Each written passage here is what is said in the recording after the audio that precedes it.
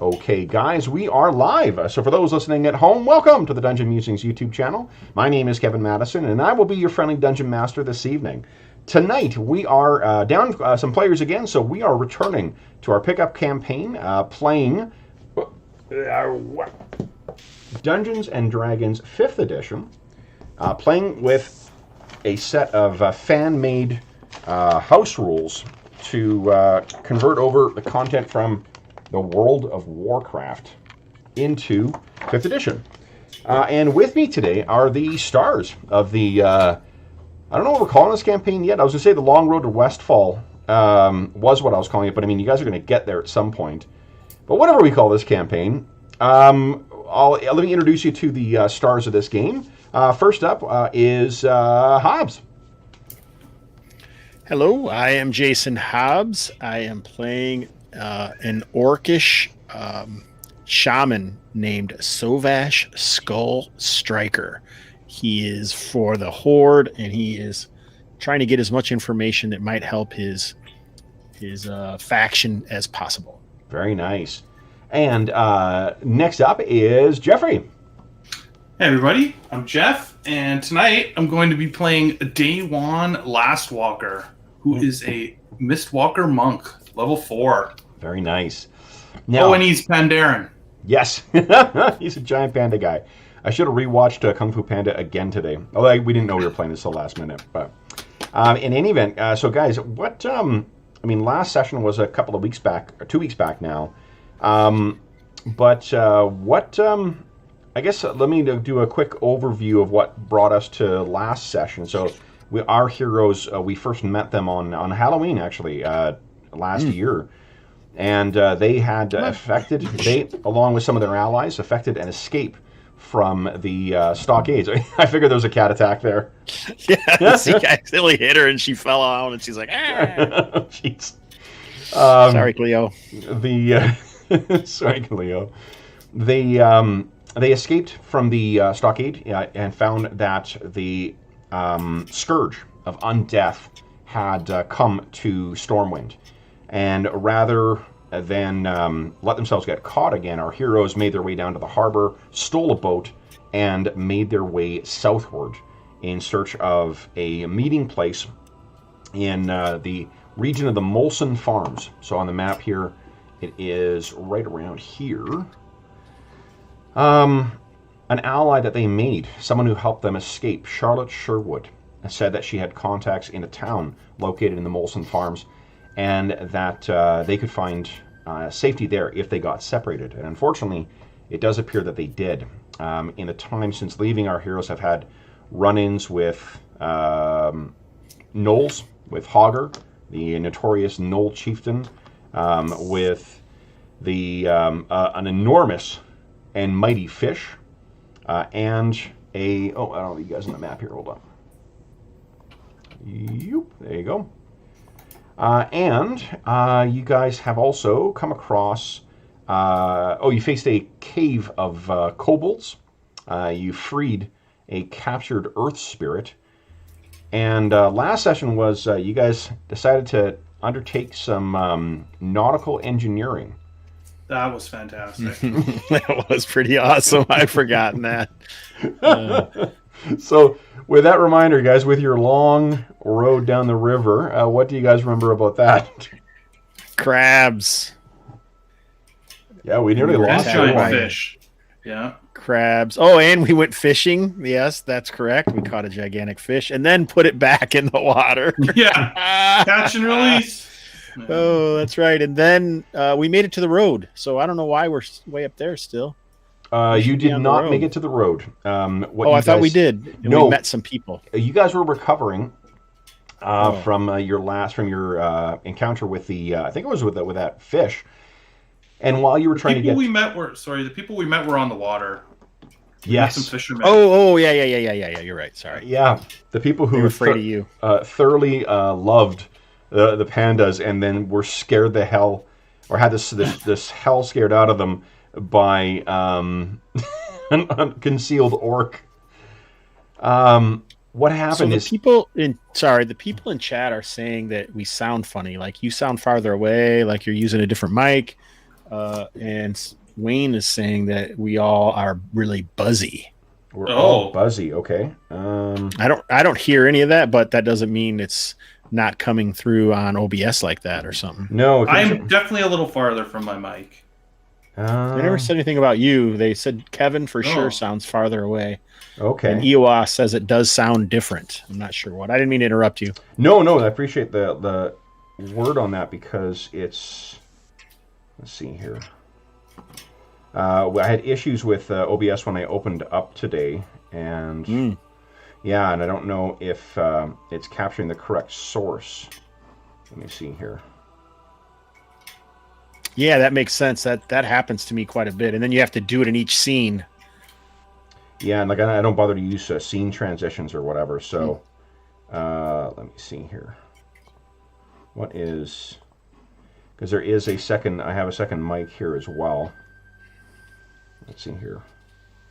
It's important that everybody can hear. Oh, for sure. And I don't want. I mean, the reason we use the mic we do is because it gets. Let's see here. Global. Okay, we'll see if that makes a... Here, apply. Guys, let us know if that makes a difference whatsoever on your end. I just changed the audio source to manually select the thing I use. And let's see here. Ooh, this makes me nervous. This sounds exciting, Jeff. The name of this session is The Hidden Horde. Ooh. Mm-hmm. So, guys, that's us.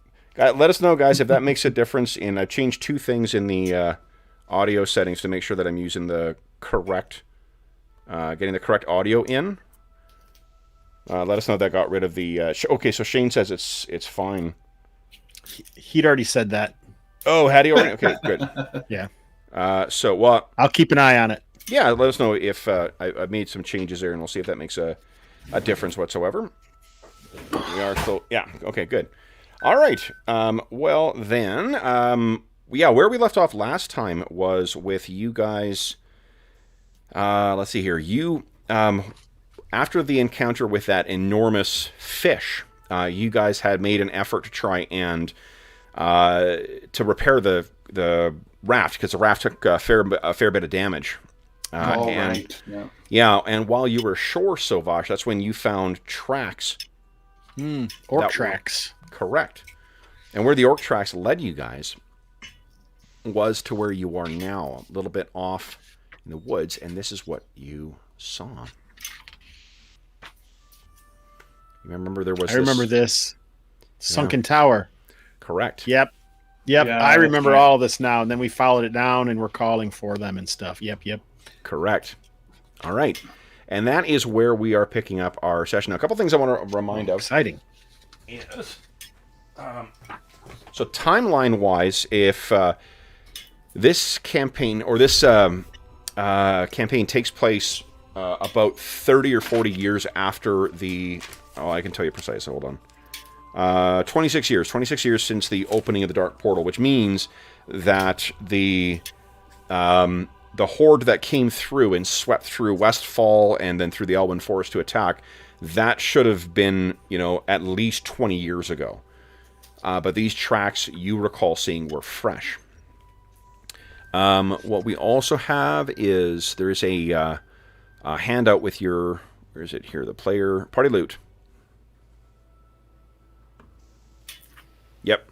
27 rations of questionable food. That would be your kobold grub. And we're going to use... it seemed to work pretty well last time. Once we got the hang of it, the individual initiative. Like rolling initiative each time. So just as a reminder, what you're going to do is, for now, Hobbs, you'll be rolling a d20. And oh, great. Terrific. Thanks, Iwawa. I'll make sure that setting is on going forward. I don't know if it's something that got dropped when I updated OBS at some point or what. Or I dropped it or lost it or eat it or... I don't... Fuck knows. Fuck knows. Problem between keyboard and chair, most likely. What you do is, when you roll your d20, you decide what you're doing with the round.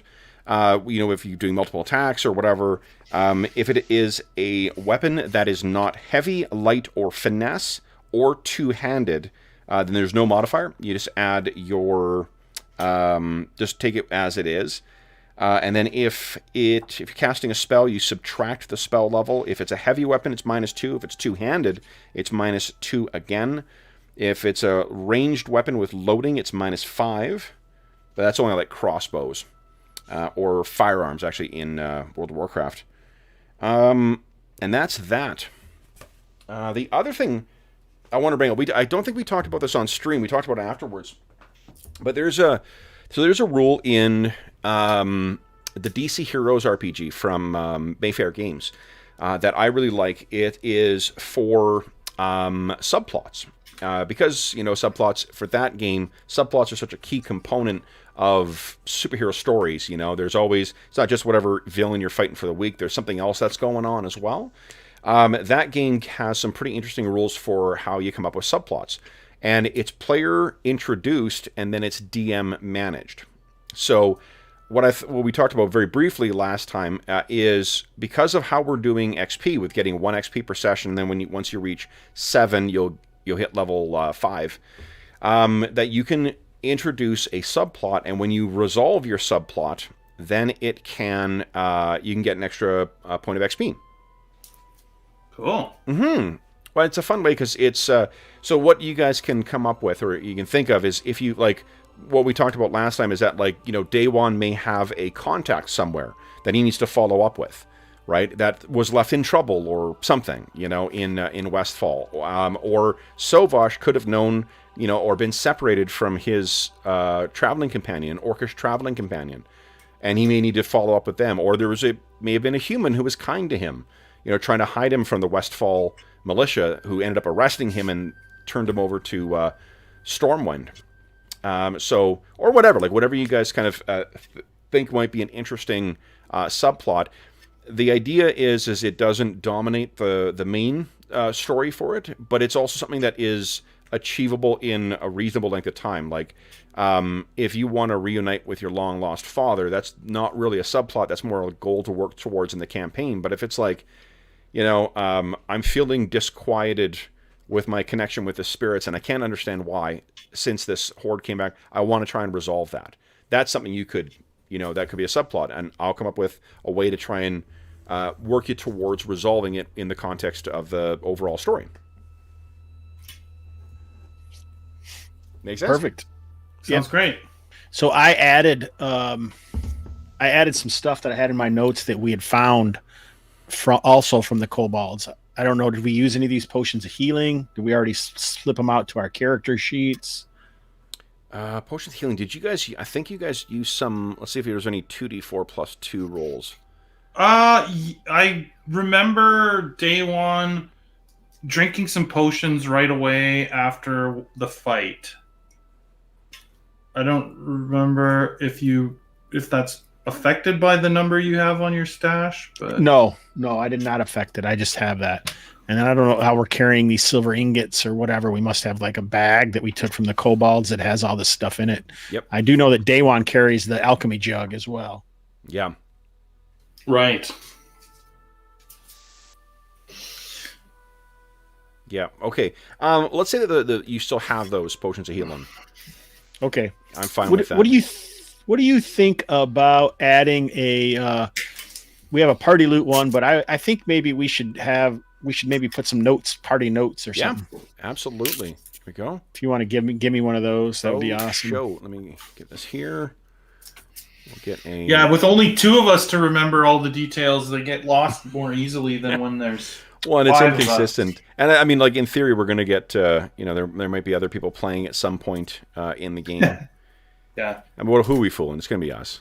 In theory. Yeah. I hope so. I'm into it. Yeah. I've forgotten what's going on, but then again, I've probably played 25 hours of games between. Yeah. It used to be 2 weeks ago, but 2 weeks is a lot of time now. Oh, absolutely. Okay, so I got that down as player notes. Let me see if I can find something. Especially since I thought I was playing Eberron tonight. I'm glad you're eager to play Eberron. That's great. And it's a good That's opportunity. next Friday. That's correct? next Friday. Next Friday will be Eberron, Yeah. yeah. I had to ask Kevin. I was like, "Hey, are we playing Eberron? I got it on my schedule." And of course, my stupid brain only can keep one thing in it, so I was intending on looking up book, and instead I started looking up Eberron. Not bad. No, that's really my bad at this point. Okay, here we go. There we go. Let's do this here. How's that? Boom. Player notes. Oh, I just gotta let you edit it. There you go. Maybe that's why I instinctively always try to throw you off track sometimes, Kev, you know? That you look up the wrong thing. Yeah, no doubt.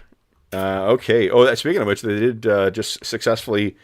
Because I saw the image from our old game, they just finished a very successful Kickstarter for the 5th edition version of Iron Kingdoms.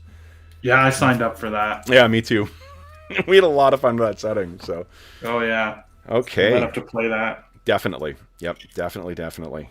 Okay, guys. So you got that then, Hobbs? You got your notes, version 2, or okay. So, and you guys will also start off with. Let's start you guys with 4 Astonishing Fortune. And one thing we're going to try, I think we tried this last time too, or maybe I mentioned it at the end and didn't get to it. But what I think I'll let you guys do as well is you can spend 1 point of Astonishing Fortune to roll with advantage. You can spend 2 to re-roll a dice roll, and you can also spend 2 to take an extra action. Yeah, I remember that. Okay. So let's bring you guys down to the basement. So here is where we are starting our heroes off now. Day 1. You've got some light only because of the light, I think, coming down from the hole that you guys have come down. And what you find down here is a somewhat uneven stone floor. It seems as if the earth beneath has shifted, so there isn't a straight or even surface here. But Sovash, I think the last thing we mentioned was that you saw a orcish footprint in mud leading off in this direction, and you guys could feel or hear the sound of water. I think the moisture of being down here, you may remember this is right on the side of a lake as well. But let's find something a little more, let's see here, a little more creepy. Yeah. No, that's not creepy. Unnatural situation. What's this here? Ooh, yeah, that sounds about right.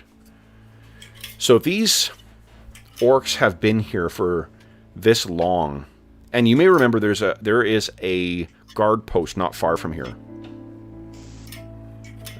There is leading a guard post where they have troops stationed from Stormwind guarding. Yeah, an alliance. Yeah. Okay. All right, so we would imagine that the water pouring in. The water likely comes from the river, Day 1. Beware.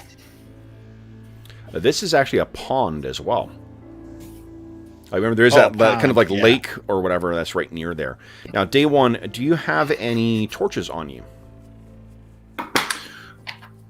I did have the candle thing that I took from the kobolds. I don't know. Right. We established that one out, though, I think. And there were, Oh, you can't relight it? It's not like No, but you could have actually secured a bunch of extra. That's completely reasonable. I like the image that we came up with where he's got this sort of silly little kobold hat that he puts on top of his normal hat. So you know that it will burn. It's only going to last for maybe half an hour, but it will burn brightly in here. So let me get the. But which I think I switched. Excuse the hat, Sovash, but I do not have dark vision like you. I hate that hat. All right. Well, here we go. I've already got it on here. Boom. There you go. So you have your little thing lit. And where do you wish to go? Did you say we could spot tracks? Yes, you could see tracks that were right leading in this direction. Okay, well, I think that's where These are your people, Sovash. I believe you should lead the way. These are more like my ancestors, Day One. Still, they will recognize your face before mine. You want to give me control of Day One, and I'll keep him with us. Just move us together. Oh, sure, yeah. Look, let me. That would be amazing. Okay. Day One is actually about 20 feet in front. No, I'm just kidding.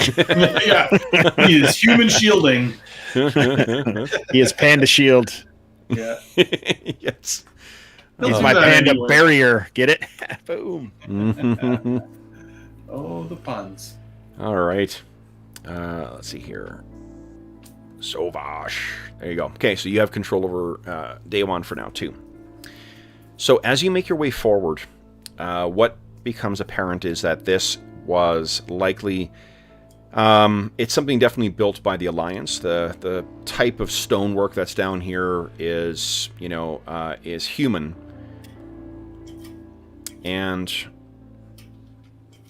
it looks like... Well, what can you see right now? That much of this was cleared out over the course of the decades or centuries. Does it seem military or does it seem Most definitely. religious or military? Yeah, most definitely a military outpost. Okay. Yeah. Was is there any way we could tell if the pond was natural, or was it maybe like a sapper trying to attack this fort? I think... I mean, to appearances, it just seems like a naturally formed, body of water. I'm not sure. Let's see here. Yeah, you don't have engineering. No. But I think that There is no engineering, is there? there is in Warcraft. Oh, yeah, it's engineering snap. tools. I think in D&D now too, because of the artificers. But anyway, what I think you would know is that castles built next to lakes don't have to sink into them. Like they can be built to withstand that. This is most likely the result. Like from what you saw on the surface, this has been neglected for a very, very long time. Okay. Oh. Yeah. So this isn't purposeful. This is a sinking over time sarcasm. Exactly. This is Interesting. something. Yeah, that would have been. I mean, what Day One, I think or maybe Sovash, because you travel these lands. It may not look like it, based on, especially for Westfall, for what you saw for all the ghost towns and whatnot. But humans have occupied these lands for like 1,500 years, and they've built up castles and whatnot. And just that in the course of the last century, at least, there's been dramatic shifts. Even before the orcs came in, Stormwind had gnolls, a gnoll army nearly annihilated the city, made its way all the way to the gates. And in the years, since the humans first came here, there's never been a time when they've been free of any kind of predation, whether it's kobolds or, gnolls or murlocs or other, belligerent creatures. So this could have just been a victim of history. It's not on a direct trade route anyway, so... I think we'll wander into the center of it and see what we can see. So as you get closer to here, you can sense that there is moving water. And there is the sound of what you would know as a long passage, because there's an echo coming down from fairly far off. Try calling out to them again. Does the track still continue to the north? They do, yeah. And there's only one set? From what you can see, yes. But we saw a bunch of them from where we were next to the river. Yeah, and I think what you can tell as well is that from here, from like this this whole region in here, there is a relatively cleared path in otherwise the detritus and the dust that have accumulated. Over here, there's been dust and debris and whatnot that have accumulated over the centuries. Cobwebs have, have come up and been left by long dead spiders. And even over here, though this seems to lead into a larger room as well, no one seems to have gone in there in a very, very long time based on the undisturbed dust and debris that leads all along here. Makes me feel a little uncomfortable, Daewon. Yes. Why would your ancestor be coming down here?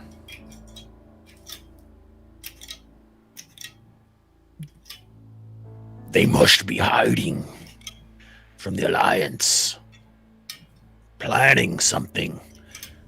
Tread carefully. So you get in here and what you find are a number of broken or otherwise overturned crates.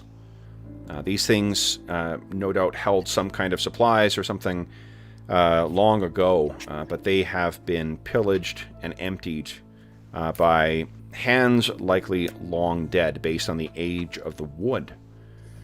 But then there's something unusual that happens, is that the wall gives way to an earthen floor and a natural opening.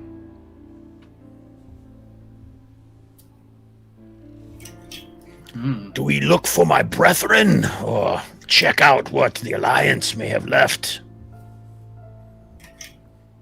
Surely the orcs have already explored there. Let us continue. Agreed. So you can find, as you get to there, there's one thing you can see up ahead, an enormous kiln, or perhaps oven. There are building supplies, and you can see clear tracks from here leading off in this direction. Orcish tracks. And as you walk into this room, it sounds enormous. I'm going to take Daewon's advice and call out, Lokta Ogar! Gar, gar, gar, gar, gar. It echoes off in the darkness. Can we tell, like, is there a smell of burnt wood or pitch or anything, like they've used the kiln lately? Yeah, if you're going to go and inspect it? I think so. So would this be, this wouldn't be a forge, this would be like making pottery. Probably, yeah. Or perhaps refining something? So they're mining down here, possibly. The kobolds, seem to have been... your experience with their kind in the past has been that they only go places where they can find things. You know that to the south of here, one of the things that attracts people to Westfall, in addition to the once, bountiful farmlands, are the rich sources of minerals and precious metals from the hills.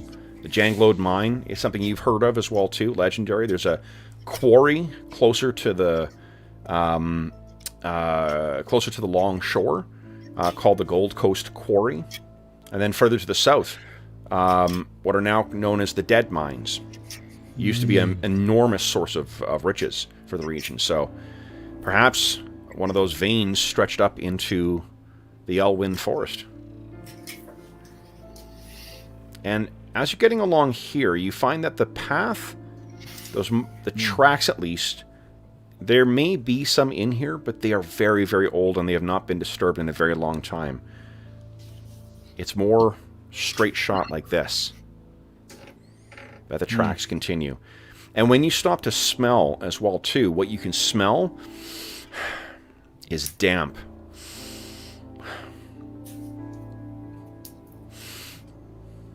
and water. I don't know if do we want to move on to the next map already? No meta. I think the purpose for us to be here, and we are pretty purpose driven. It seems like we're just going to follow these tracks, not search around like many adventurers may. Well, I think it's reasonable for what you said before. Whatever's there has either been gone through or it's not going anywhere. Right. So then let me bring you over to the next. Well, we don't want to be ambushed down here. Most definitely. So what this leads to is it goes in and then it winds down. Let's see here. Both of you guys can give me a history check, please. The DC is actually going to be pretty high. It will be at 20. Look at that.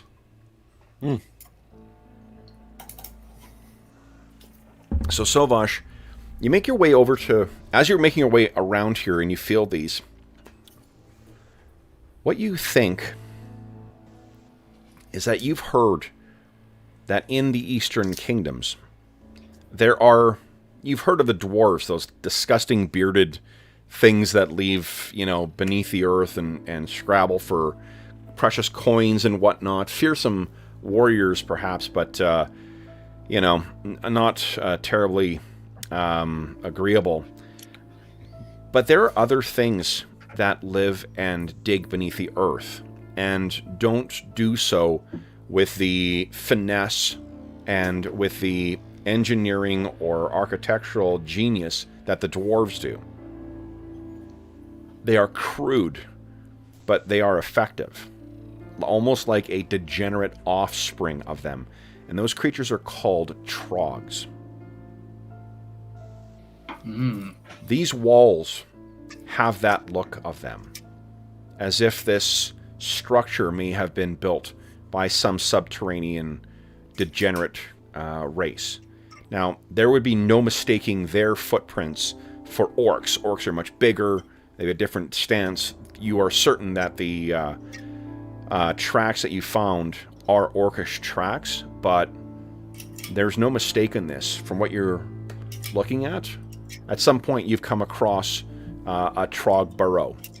Perhaps you've even faced those savage degenerates.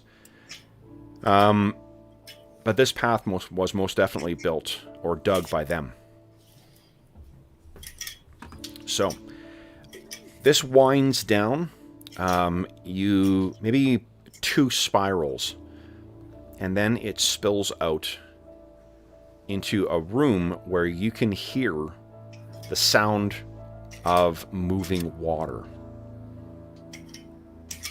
I just have to adjust your lighting here, Day One. Give me a sec.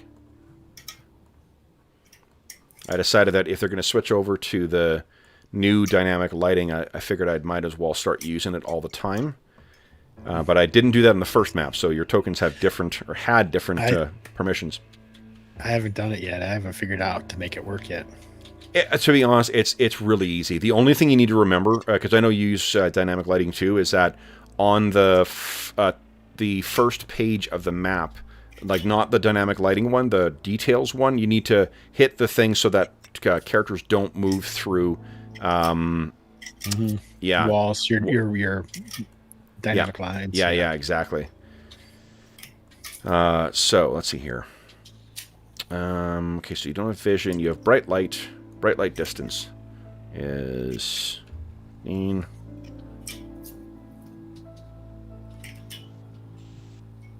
Okay. There we go. Okay. There we go. All right, Day One, is that working for you?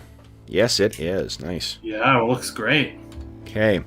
So, then, you can hear the sound as your footfalls hit this stone surface of the ground underneath you. You can hear it's echoing out. And you can hear the sound of water gently lapping. This is not like a rushing river or anything like that. It is simply a stagnant pool. And the tracks carry along on the, what do you call it? On the upper surface here. Now, would you guys both kindly give me perception checks, please?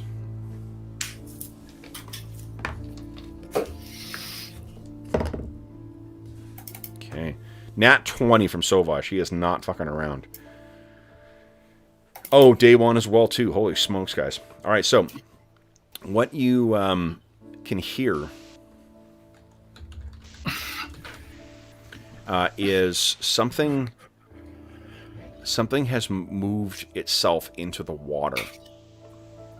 Oh, not good. Yeah, you can hear the sound. It sounds like something is slowly going down in there and slowly trying to like as if it's trying to conceal itself.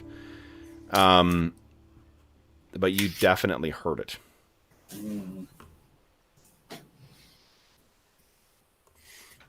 Let's maybe we'll keep ourselves to the side, farthest from the water, and continue along. Make it come back to the land to get us. Yeah, we've had enough. We fought on the water enough, Pandaren. Yeah, no doubt. Okay. I don't hold my breath so well. Is this like an old mining area or something? It seems to be just a natural crevasse. And just stop there for... Is that where you're sort of like waiting to see what you hear? Yes. All right. So, while you're there, do you guys ready any actions? Or are you just waiting to see what is revealed first?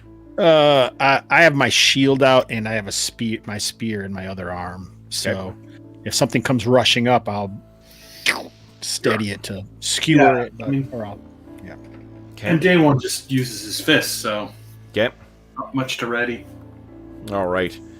Day one's... I'll leave it to you whether day one's impressive kung fu-ery is undercut by his teeny tiny candle. Yes, probably. All right. So what you see, at first, Sovash, you think, good lord, orcs.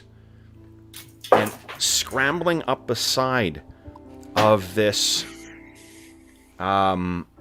surface here, as if they were scaling the cliffs in the Barrens.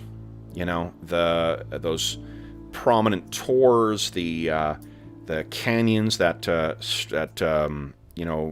riddle the surface of the Barrens. But as they lope to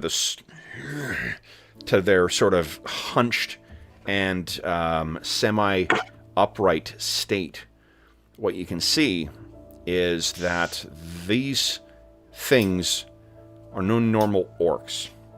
For one, their eyes are completely opaque. They are hunched.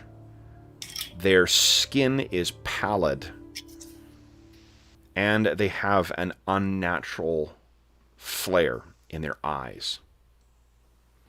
They are going to be charging in a moment. So, guys, why don't we roll some initiative here?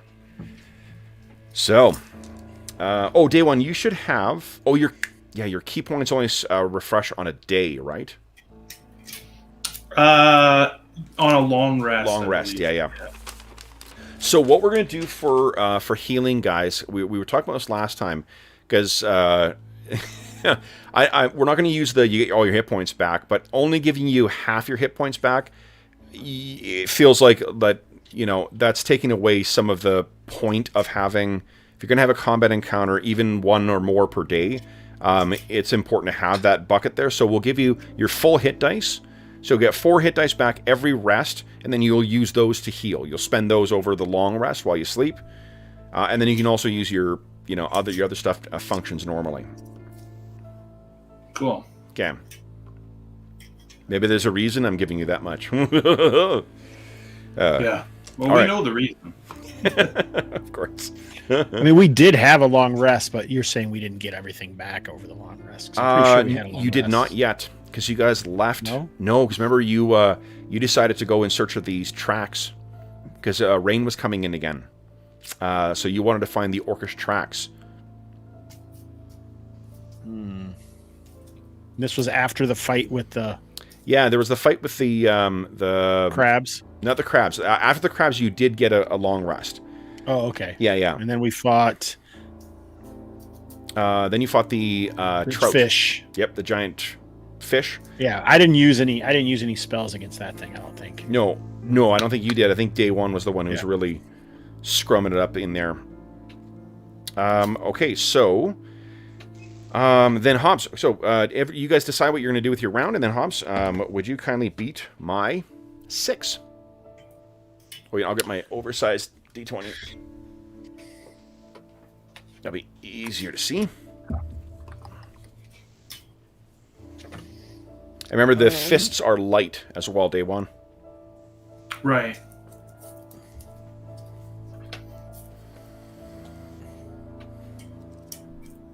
Nice.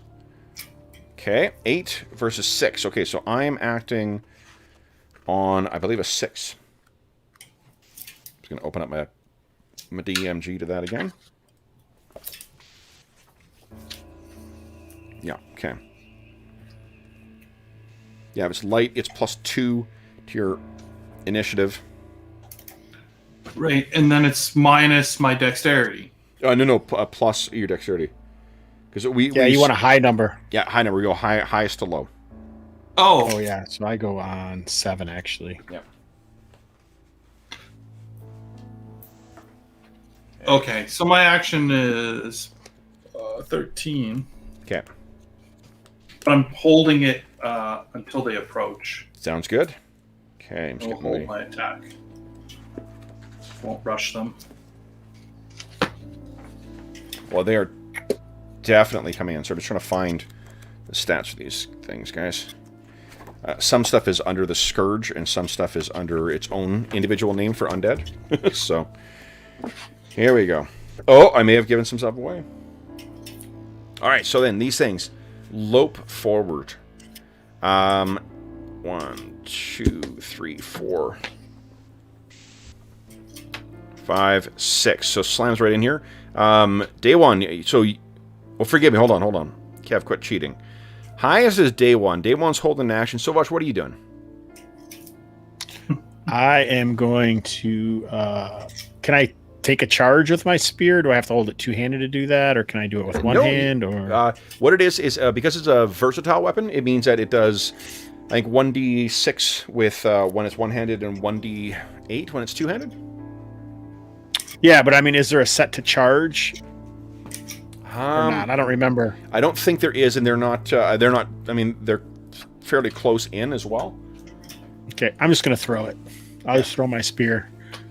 Sure. I don't think there is. I'm gonna double because we can look it up, and we won't have to look it up again. I don't know if there is a set to charge. I don't either. In 5e. I don't remember one. Yeah. Doesn't mean there isn't. Yeah, I don't see it. Oh, holy hell! Awesome shot, though. Let's see, what is there? Okay, let me set their health bar for one of these guys, and then. Okay. This is pretty much Sovash's deal. This is what he does almost every time: is throws his spear right away. Yeah. I don't know if you guys are realizing that, but he's done that a lot. Mm-hmm. Oh yeah. It's his signature opening move.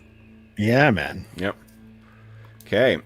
So it hits this thing, and it takes 4 piercing. Okay.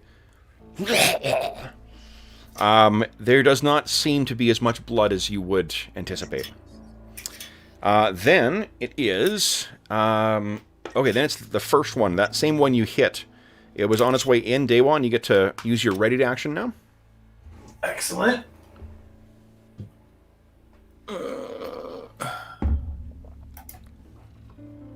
Oh! Holy shit. Nicely done. Auto roll the damage twice? Did, yep. Yeah, the sheets for 5th edition are pretty freaking good. Okay, so you get in, you hammer this thing. Now, it's an open question whether you can use your bonus action as a reaction, but I'm fine with you doing it because it's Warcraft. So go ahead and make your second attack if you like. Remember, your martial arts allows you whenever you... Ooh. Yeah, ooh, that one's no good. That's not... It's a very, very close miss, though. That narrowly misses it. Okay, so then this thing gets in, and it is going to... First, it is going to try and claw you, Sovash. It's coming straight for you. What's your AC right now? 16. 16, pretty good. I just barely hit. I got an 18. So, you take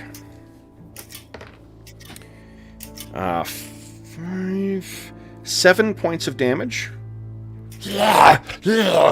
And you realize that its hand is caked in gore. Like, and these things are through the water wet. even? Yeah. Then it bites with a 19. And you take only 3 points of damage. And these others, 1, 2... So he hit me twice? Is that what you're saying? Yes, a bite and a claw. Okay. These others are going to have to double move to try and get in on you. And let me, before I forget, I'll replace them with guys with health bars. Boom. All right. That, I believe, is the end of the round, guys. We're on to round dose. So, let me get my comically oversized D20 here. Yo, Hobbs. Once again, beat my 5. All right. Here it comes. 11, easy. Yeah, for sure. So, assuming it's the same actions, unless you're casting a spell so much, I think it's going to be day 1. I am casting a spell. Yeah, that'll be slower than day 1. Yeah. So day 1, you're up first. What are you doing? Yeah, attacking the one that's injured. Okay. That is a hit. Okay, and then my martial arts. Oh, so close. You do have 4 points of Astonishing Fortune if you choose. Yeah, I'm not this round. Okay. All right. So, and hitting these things, day 1, this feels like hitting slabs of meat. Ugh. Yeah, this does not feel like hitting a living thing. You can even feel the flow, like the chi passing through these is wrong. I mean, the glowing eyes may be a tip-off, but then it is, let's see here. You did your second attack. You still have a bonus action if you didn't spend any key points, so you're done. Yeah. All right, then Sovash, what are you doing? Sovash is going to shout out in Orcish, just like a shout of anger. You're no kin of mine. And a wave of thunderous force sweeps out. He's casting thunder wave. Nice. Go ahead and click on it.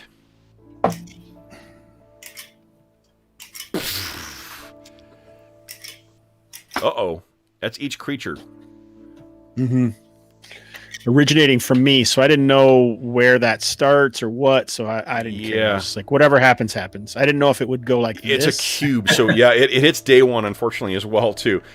And it makes, I mean, honestly, it makes sense if these fallen things of, these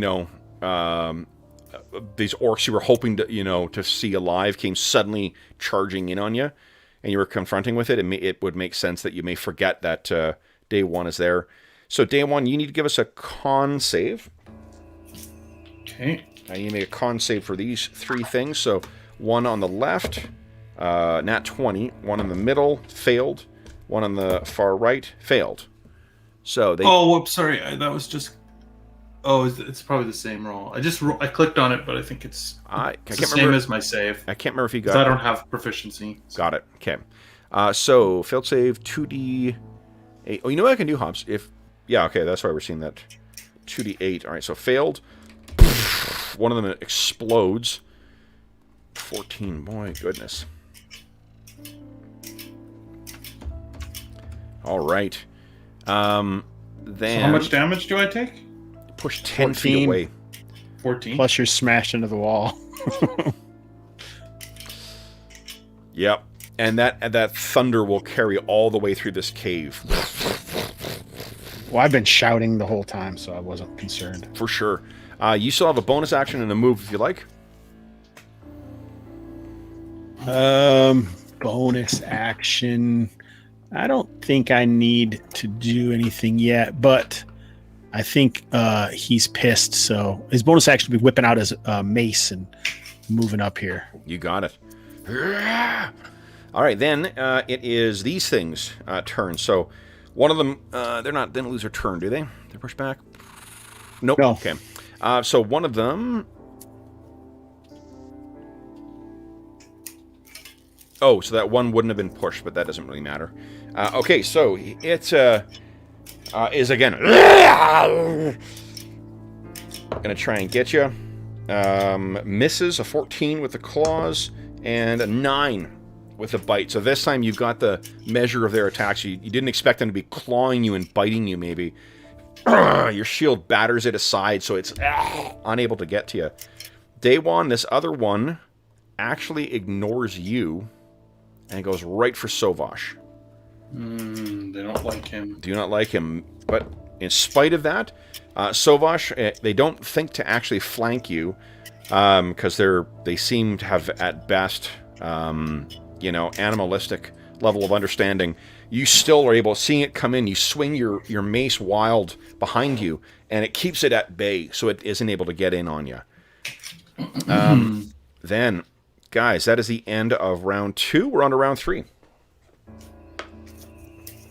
Let's see what happens now. Rolling this d20 is a bit of a pain in the butt.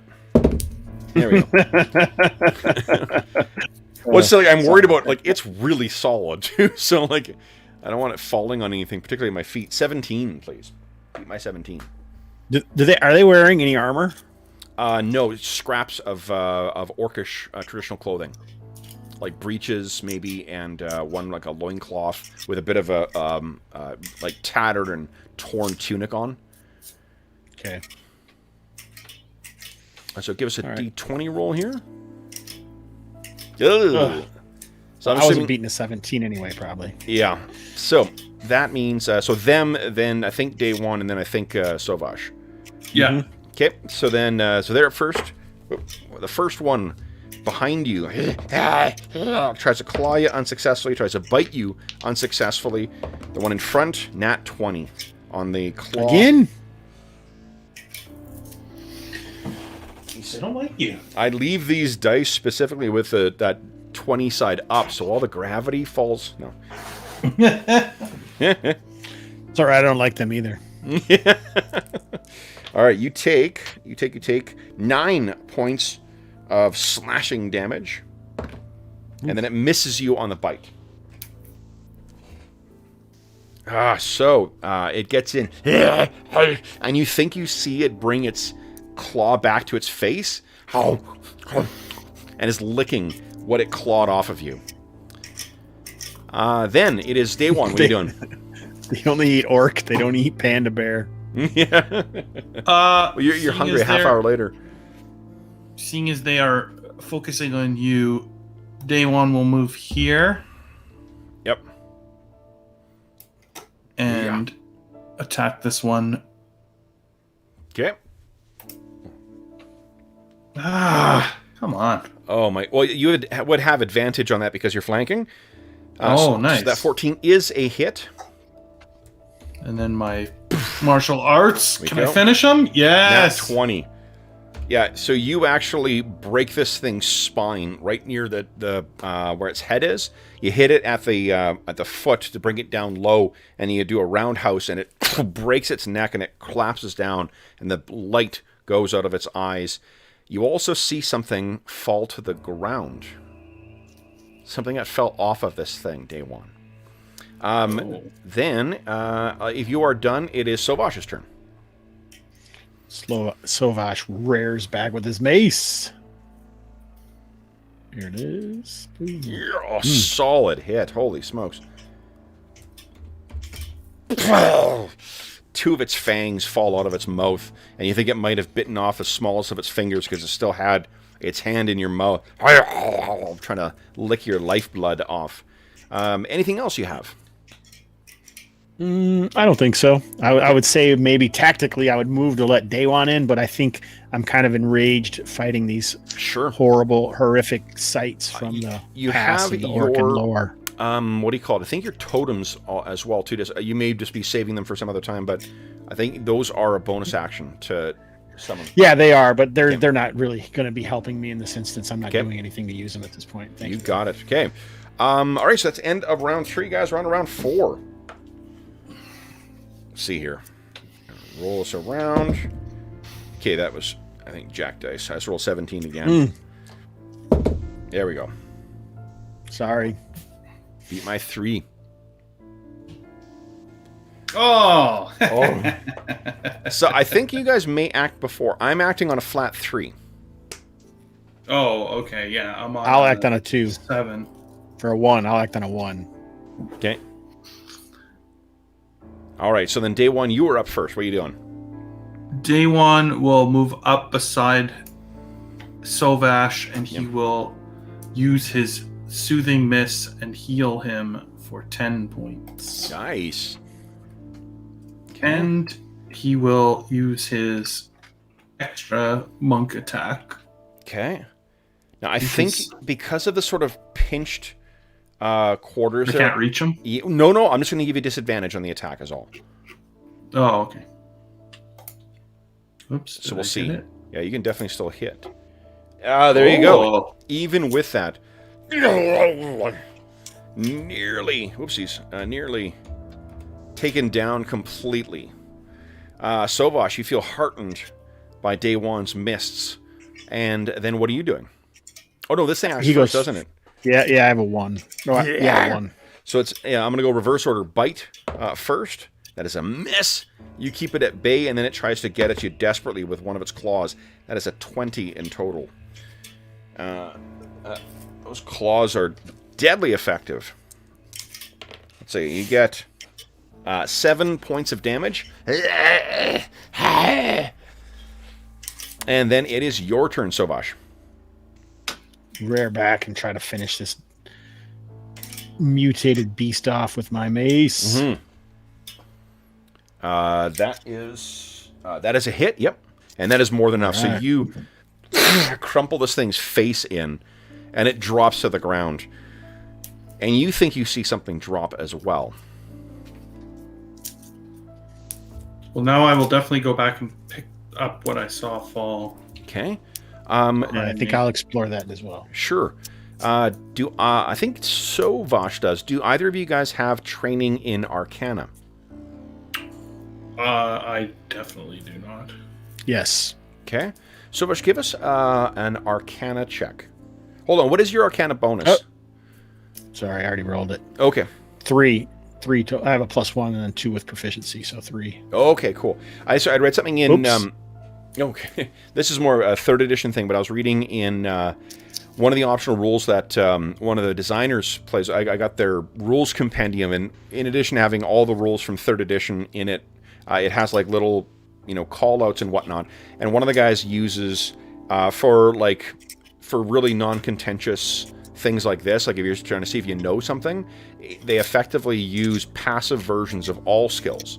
So like certain things Pretty cool. Yeah, and I like that idea a lot, just because like what's the value in not learning something? Like if it's a clue or it's something that you could find out another way, then that's cool. But if it's just like, do I know something from this? Nope. Oops. It seems like it's a good way to give your characters who have training in that set like the cool non-combat auto benefit that you can rely on. Mm-hmm. Yeah, and it makes you feel more competent, right? Definitely, instead of the yeah. Okay, so Sovash, you look at this thing, and there's a little bit of information, a little bit of things you will know about this. For one, this is of human make.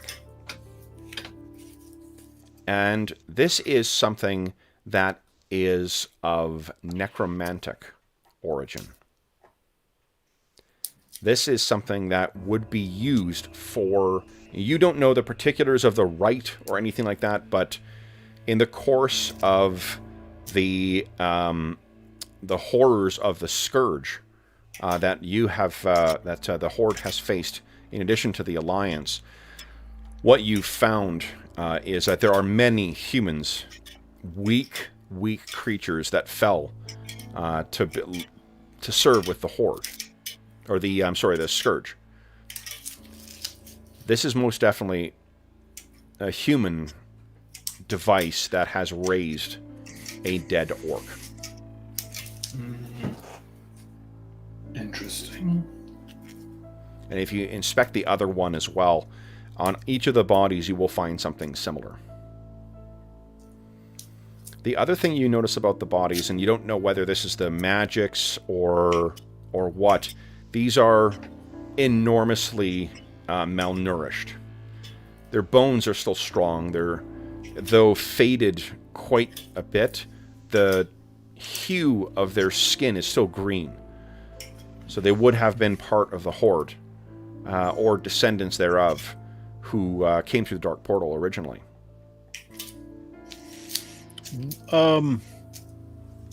There's no way to tell, like, how long ago they were necromanticized or risen, or... That's difficult to tell. I don't know if... I don't think you got a lot of experience with necromancy. It's such a different type of magic. It's arcane magic as opposed to the elemental magic that you work. But what you can tell about them is that the clothes that they are wearing... they're also made of materials that come from Outland or from Draenor. Okay. So they've been here for a long time, Sovash. Right, but I do not know when they were risen or if they're remnants of the First War. Still alive and then risen more recently. And the Scourge is something we've fought in... Is that what's happening? That was before, right? So the Scourge is basically the undead threat. It was the Lich King was a servant of the Legion, but kind of went out on his own, and then depending on which way you look at it, a prince of a kingdom to the north called Lordaeron. Prince Arthas. He seized the control of the power of the Lich King, or the Lich King possessed him, and he is now the Lich King. But they have separated from the Legion, from the demonic forces that drove the original Orcish Horde, the warlocks that were allied with the Burning Legion. And where does where does what's happening in Stormwind when a bunch of Vendetta attacked? That's the new thing or we don't know where that fits in. For your characters, you would not know. I think you would know that sort of widespread power over the undead reeks of the Lich King and the Scourge. As for out of character, we're at the point basically right before the Wrath of the Lich King expansion comes out, when he attacks the two main cities of the Alliance and the Horde, and then they pick up and decide to try and sail to Northrend and put an end to his threat for once and for all. Okay, nice. All right, so that's what we think is going on here. I feel.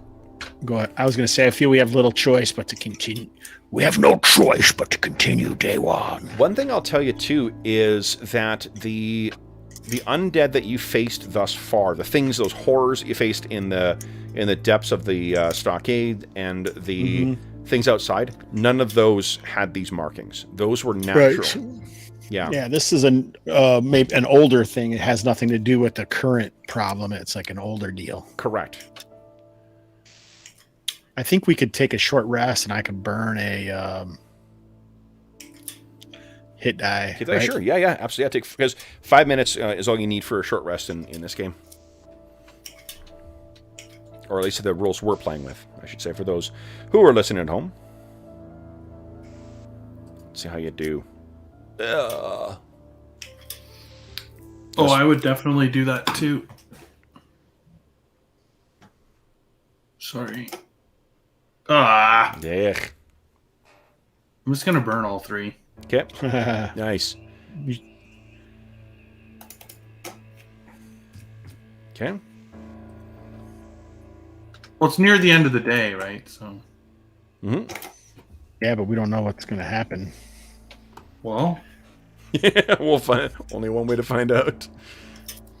So, one I suppose that Day one believes in pre-healing. The thing to consider too, the tracks were a little old in this. What you would know as well, Sovash, is with this charm broken, these things will not rise again. Absent, unless there's something you don't know about.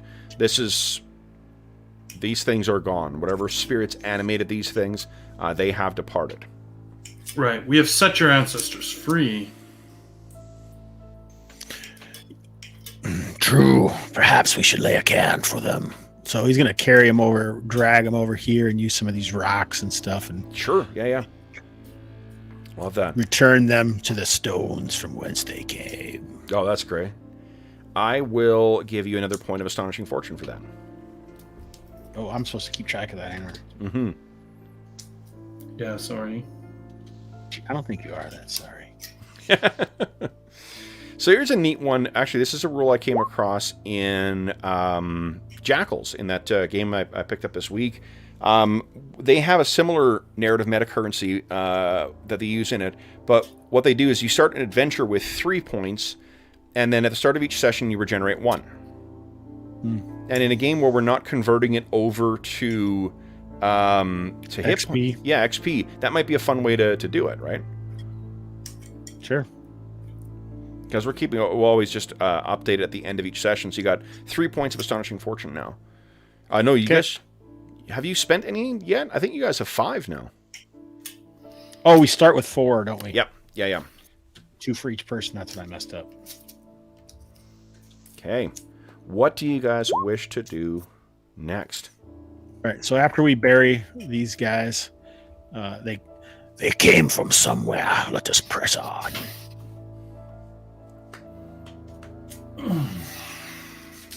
Okay. Now you find that the path does continue down south.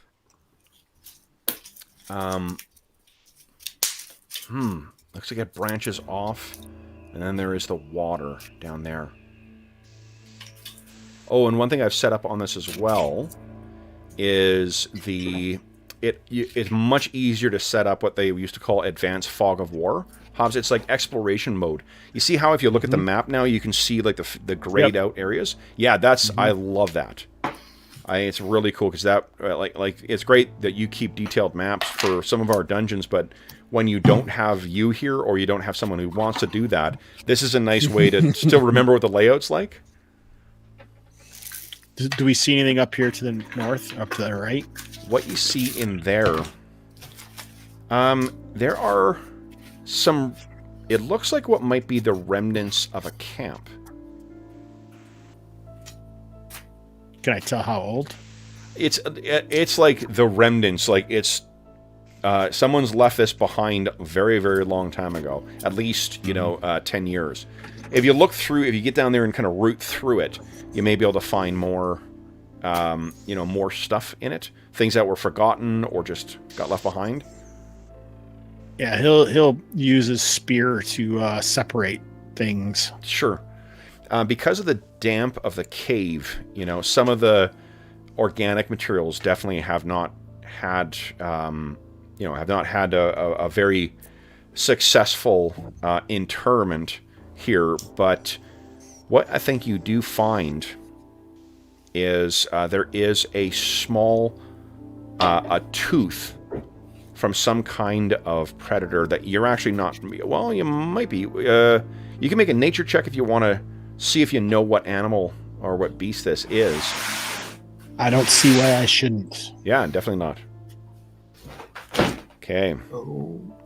So you're not quite. What you are certain of is that it is not something from Kalimdor. Maybe from the what do you call it? But regardless of whatever the source of this fairly large curved tooth is, there's the symbol of a clan carved into it. Mm-hmm. So we do believe this is an orcish piece. Definitely, yep. Someone must have left something behind here, forgotten or whatnot. It appears that this camp was it may have been like an outpost, maybe. Just based on the size, seems that it's been picked over. So maybe someone came in and brought things back. And it's been at least 10 years since these materials were abandoned. But the look of this, it would, if these orcs were, went into hiding shortly after the war with the Alliance, then, or at least the war with Stormwind, they may very well, the stuff may be very well part of that horde. Do I recognize the tribe name or the tribe symbol? Yes, it is.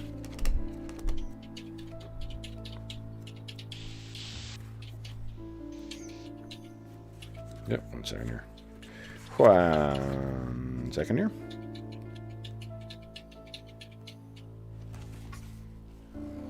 Yep.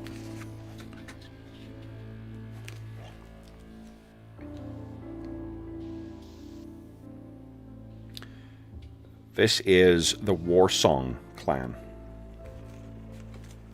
They are one of the warrior clans.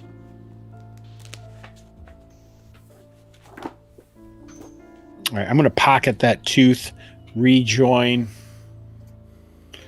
Day One, and continue on. Okay. So you see the tracks lead down in this direction here. Over to this water. The water's edge over there.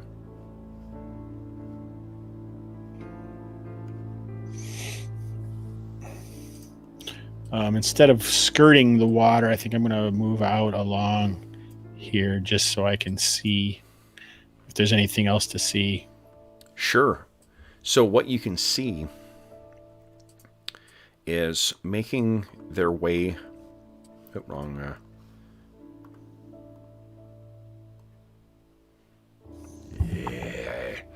Swimming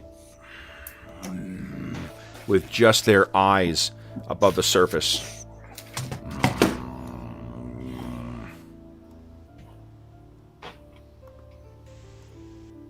Back up, Day One. How many do I see? You can see, what, 2 so far? Is it when my thing shot out, it was a cube all around me, right? Is that what you're saying? Yeah. All right. For a thunder wave, 15-foot cube.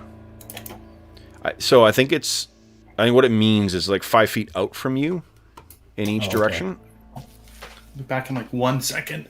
Yeah, self 15-foot cube. What a strange way to describe it. I mean, it makes sense for it being a 5-foot cube, but yeah. So basically, anything within 1 square of you gets affected by it. I think we'll wait here for him. Oh, shit. Okay. All right. Let's give Jeff a second to come back.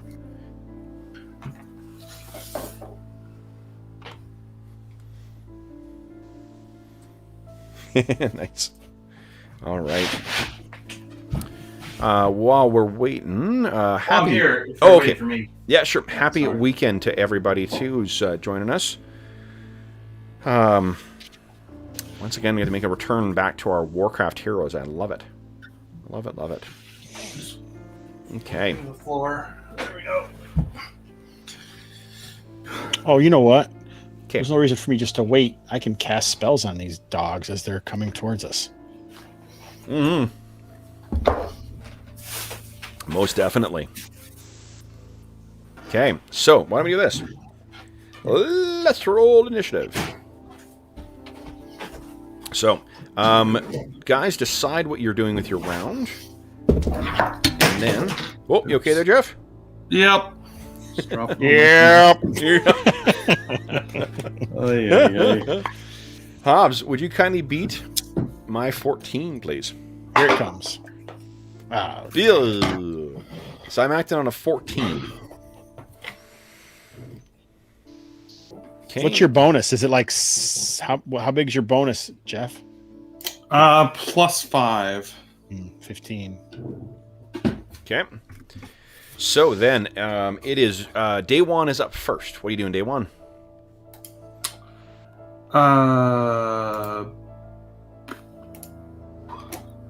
Well, I backed up. I'll follow. I'll move beside Sovat. Or you? No, I won't move Keep too your close. distance. Yeah. Yeah. Fine. I'll stay here. Sovash looks over at you, lightning playing over his eyes. Yeah. Stay back, friend. And I did get burned by that just a minute ago. So, yeah. I will hold an action if they come out of the water and attack Sovash. I will rush to assist him. You got it. Okay. And then it is. So then it's them. So they can only swim 2, 3, 2, 3, 3, 2, 3. All right. Then it is Sovash. All right. So I think fire is going to flash out at these guys. Now, one thing I'll mention about your lightning thing. You know how there's that that comment about the lightning blast doing more against things in metal? Yeah. I'd for sure apply that against things in water. Oh, okay. Well, I'll use that. Most definitely. Yeah, yeah. If you're swimming in water or hit by orcish lightning, you're going to have a bad time. All right. Here we go. Now, you're probably have to move. That drop down from where you are is about 5 to 7 feet up. I have to move up? Yeah, maybe just be a little closer there. For where the piercer is. The piercer is a ton of fun. There's no piercer. It's a good idea. I'm going to have to use that. Write that down. Piercers along edge, force characters up to the edge. Exactly. Don't you want to go up there? Oh. Holy smokes. All right. So wait a second. I have to do this is supposed to not be a die 8. It's supposed to be a D12. Oh, that's a roll a D12. Oh, that's where it says does whatever against target in metal. You did roll a D12. Oh. Just that Yep. You're right. Your D12 roll is shittier than your others. All right, but is that the one that gets to go against a second target? I think we ended up reading that wrong. I think that is that attunement to fire? Yeah, when you hit a creature with, here, I'll show you. It does the extra damage. Right. That's what. It just does extra damage, not to someone else. Yeah. Okay. So I'm thinking of that 4E power that one of your characters had. All right, so then you've hit the 1, and I think that, guys, that brings us to the end of the round. Unless you got a bonus action there, Sovash, but... maybe I'll throw out a totem here. Boom. But I don't know if it'll really help us, but we'll do it anyway. Okay. Which totem you want to use? Oof. One upside to using this thing is there's no chance of you guys not hearing the initiative roll. I'm gonna. Sounds like I'm using a softball. Yeah, I don't see a totem. No, okay. Actually, I don't see a reason to do one. Okay, so I'll skip it. So that was round 1. We're on to round 2. Now, Hobbs, would you kindly beat my 7? This time you're going down. Madison. Boom. Yeah. And how? So Day 1's first, then Sovash, then these things. So Day 1, what are you doing? Same thing. Oh, well, Sovash. And so you guys are clear of the terrain here too? Like there's basically a natural choke point around here. Yeah. If you choose. The walls all around here are all going to be at least 5 feet, leading up to about 10 feet up over here. Sure. And then, so it's really only this area that they can, unless they choose to move around, you know. And assuming there's nothing down in this water. And hold my action in case one of them comes out of the water. Mm-hmm. You're going to do the Meriadoc approach. You're going to get to the water and start skipping rocks across it. All right. So you got yourself down there. Then it is Sovash. What are you doing? I am going to blast again with my lightning. Nice. Lightning. Oh, jeez. Still terrible rolls on my damage. Good attack rolls, though. Here, you want to see... Hey. Yeah.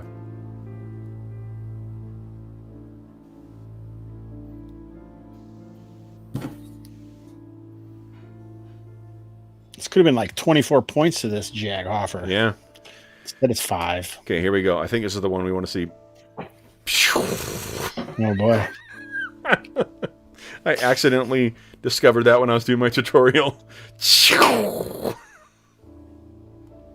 don't have, there's not a lightning one? What is it? That looks like a... I know, it's like air magic. blast or There something. isn't an electricity one for some reason. Hmm. I thought that might be... There's a fire one. There's a fire one for sure. There's a slime, smoke, holy, death, charm, and blood one. There's water. Maybe that'll look closer to... Anyway. It looks like Sovash is peeing purple on him. Well, the trouble is, so for those listening at home, like or watching from home, they're not seeing anything special either. My whole screen goes black as I'm drawing the line for where it's going to appear. So, really, definitely doesn't enhance the experience so much as interfere with it.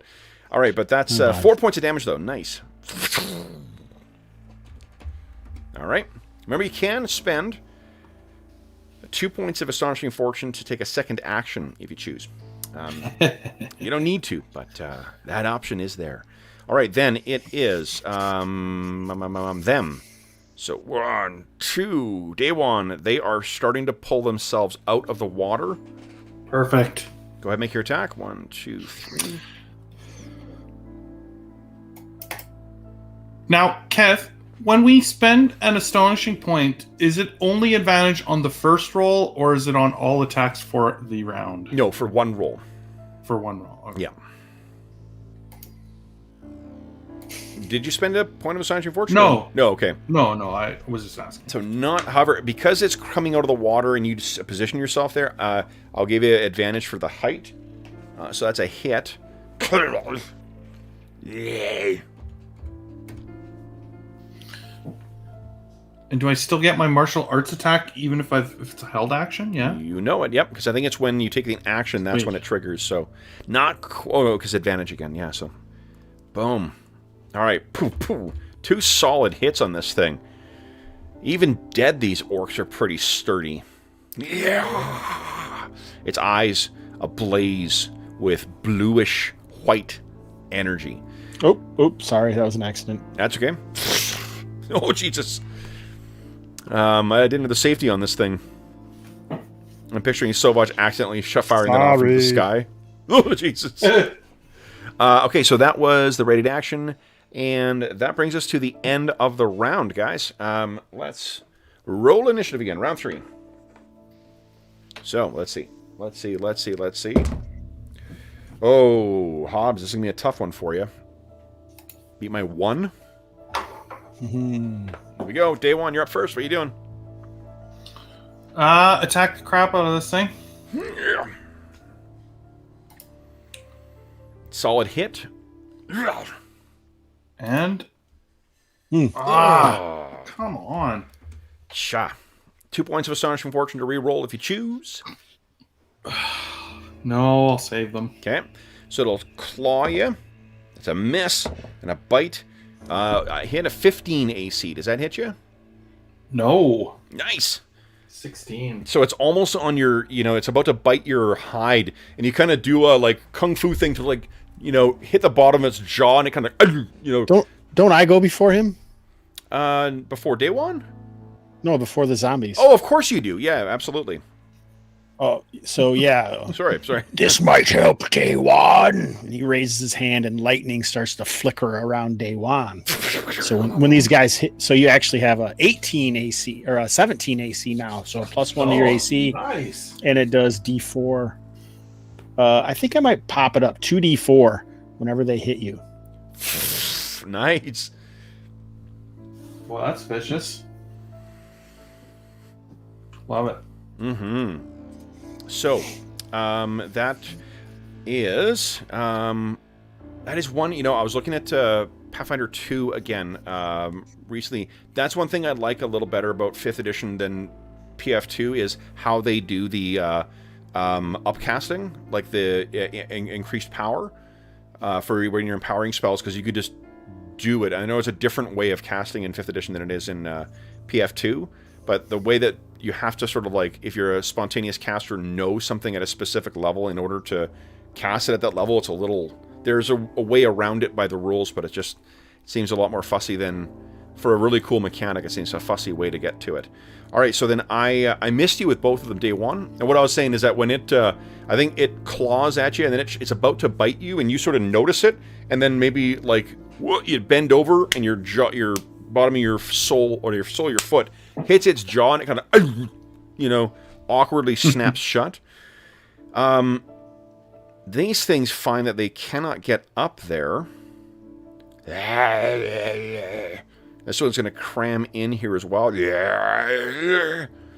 And then this one will, boom, boom, begin the way to go around and encircle you.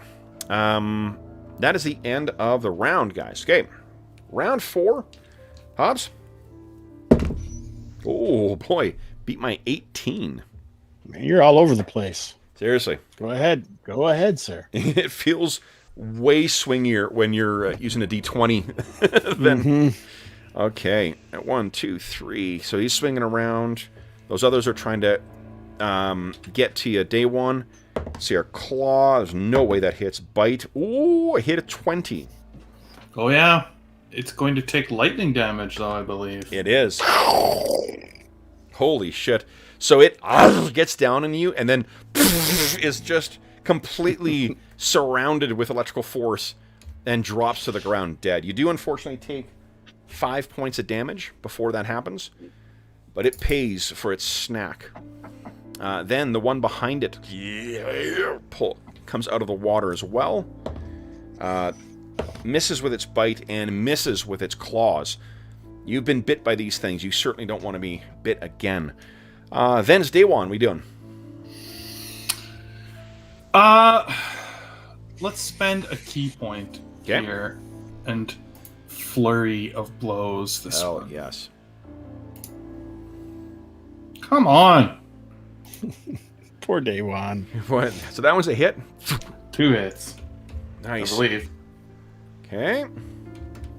So, yeah. And you're trying to knock these things back. They are implacable foes, though. Then Sovash, what are you doing? Sovash, since the one is still in the water, is going to try and blast him with... Honestly, the lightning. other one is part in water as well, too, so I'll let you... Well, Either of them would count. all right. I just showed you what the spell is. I still have to attack. Okay. Oh, Ooh, jeez, so That's nat weird. 20. So... on both of them. That's so... That's incredible. So give us Do another D12? Yeah, another D12, please. Come on, baby. There we go. Holy shit. So this thing just is... Whoop, not 115, Kev. There we go. Yeah, you have just... You know, with how poorly these things have been hitting, I guess your rage is just getting higher and higher. You can almost hear the sound of, like, oncoming thunder. And then you... unleash this huge lightning bolt that just cooks this thing. One of its eyes pops from the heat, and the water around it is just like the whole cave is almost lit up by the tendrils of electricity flickering along it. Sovash, is that it for you? It is. Watch the lightning, day 1. Ride it. How does the lightning shield? It's 10 minutes. I missed with those 2 other attacks. That's right. Yeah. All right. So then that's the end of round 4. Run around 5. Here we go. Hobbs, beat my 15, please. Dang it. Oh, Boom. sorry. Oh, yeah. Here we go. Big money. Mucho dinero. Day 1 goes first. Hey, nice. Okay. Day 1, you are up first. What are you doing? Let's try and finish this one here that's got me. Yes. Oh. 20. It falls back into the water, dead. Again. Oh, nice. Now, I do believe in 5th edition I can take a step and attack. Most certainly.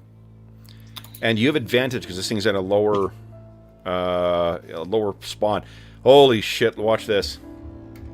So Oh. close. You kick this thing, and it comes back, and this feels more like hitting living flesh at this point. You think that Sovash has flash cooked him.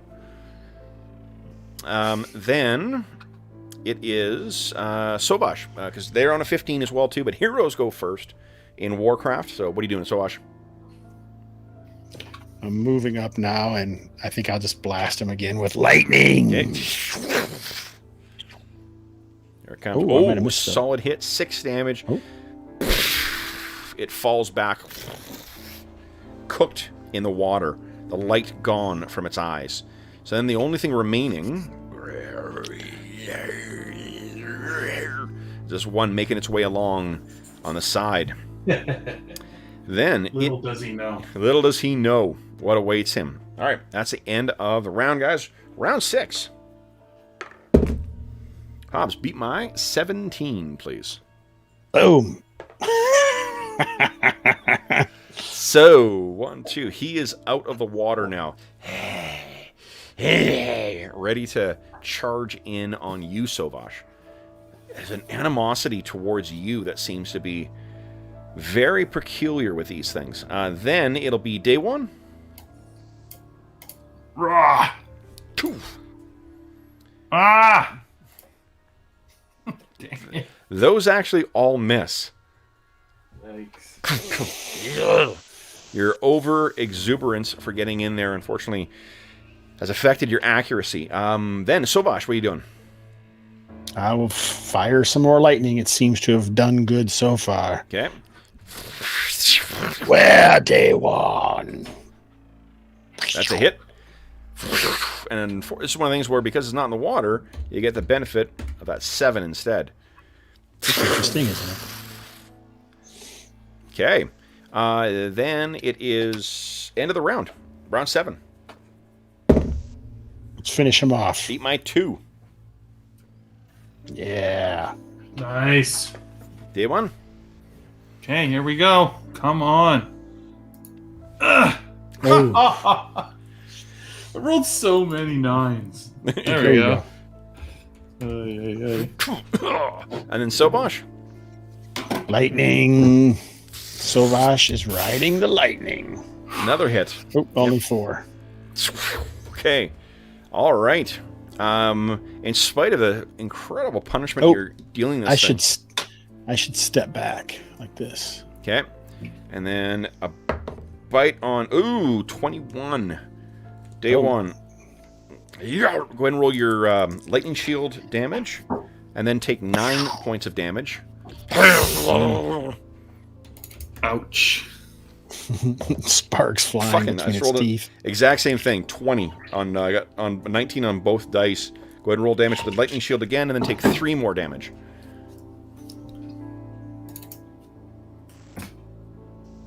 Was that the second one? 6?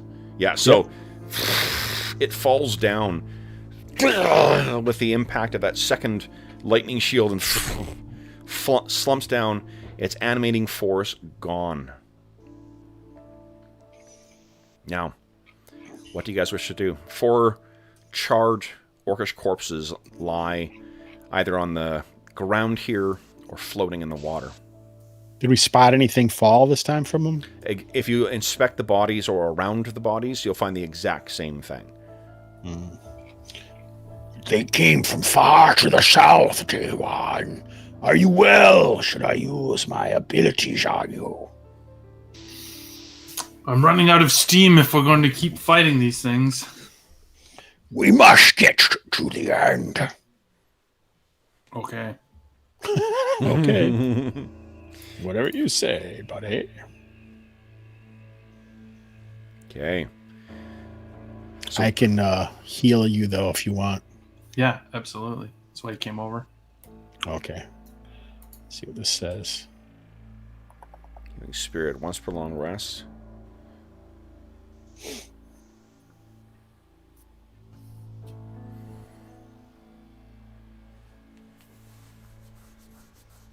You can heal a number of times. 1 plus your spellcasting ability modifier is what? 3? What's your wisdom modifier, Sovash? My wisdom modifier, sir, is a 4. 4. Holy shit. That means you can restore 5d6 hit points, it looks like. Oh, you want to roll it or should I? Go ahead. You haven't been rolling much today. See my if you can hands roll a are 9. busy. So what does the healing spirit look like? Oh my god. That is one of the worst 5d6s I've ever seen in my life. There you go. See, it was better than what I would have done. That's amazing. So water is traditionally the element in Warcraft that is associated with healing. What do you think this manifests as, Sovash? I kind of think it might look, kind of have a sort of orcish look to it, maybe. Mm-hmm. Like an ancestor or a spirit that kind of rises up from the water and then, just kind of stands nearby and creating like a moisture as it willows off it or emanates away from it. Yeah. Maybe like the spray of mist that comes out. You can see rainbows forming in it from the reflection off of Daywan's candle. I just try not to think about Daywan's candle. You lean in. If you didn't have your candle on, it would have affected you better. Come, Daywan, blow that dag nabbit candle out. All right. So what do you guys wish to do? It does appear that there is a cavern over here. I think the intention was to search around, like on this raised area. Yeah. We thought maybe they came from over here, so like look around here. Okay. So there is. Hold on.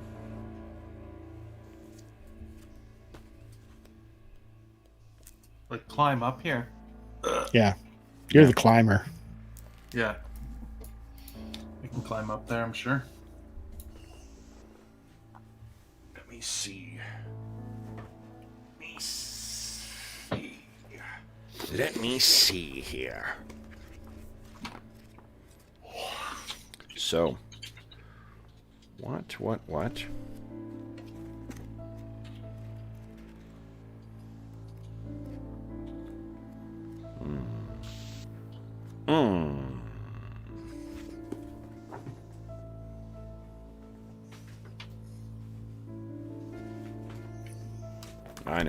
I know what I need here.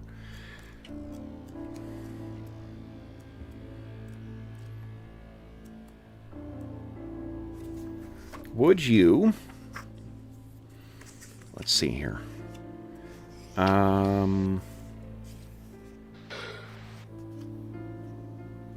Would you kindly, let's see here. Jeff and Hobbs each give me a percentile roll, please. 37 and 66. Okay. So what you find mixed among here are 14 silver pieces that likely would have come from, you can recognize them, some have been brought back as booty to the Horde, but they are definitely Alliance coins of the Kingdom of Stormwind.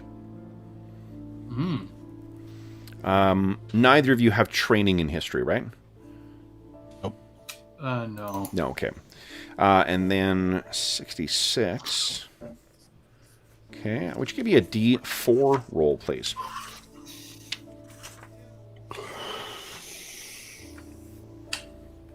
Everybody or just one? Just one. Somebody. Yeah, just one person.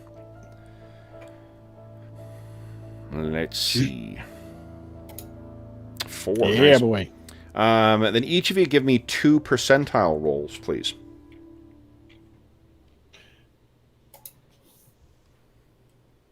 All right. Sovash. You find... Oh. Nice. Mixed in amongst the things here. Oh, so Daiwan, I need 1 more percentile roll from you. Oh, sorry, yeah, 2 from each, please. So first thing you find mixed in amongst the things here, Sovash, is a you recognize this from something that is made and, in amongst the tribe. Other shamans craft this stuff. It is a ceramic, like a fired kind of container made from the mud from Outland as well, too, from Nagrand. And what the... when you smell the inside, you recognize this. It is another potion of healing. Day one, in the course of looking around here too, you find more evidence, because what you guys are finding this among is, it looks like there was another, like, encampment here or something. Like someone tried to set themselves up here. What you find, day one, is another container, different, with a marking on the side. And I'm trying to remember, how do you identify potions in 5e? Do you sip them the same as 2nd edition? No clue. I honestly don't know that either. Okay, let's take a look. We'll see what it says, and then we'll see if we like it, and if we don't, we'll figure out our own way of doing it. Let's hear potions.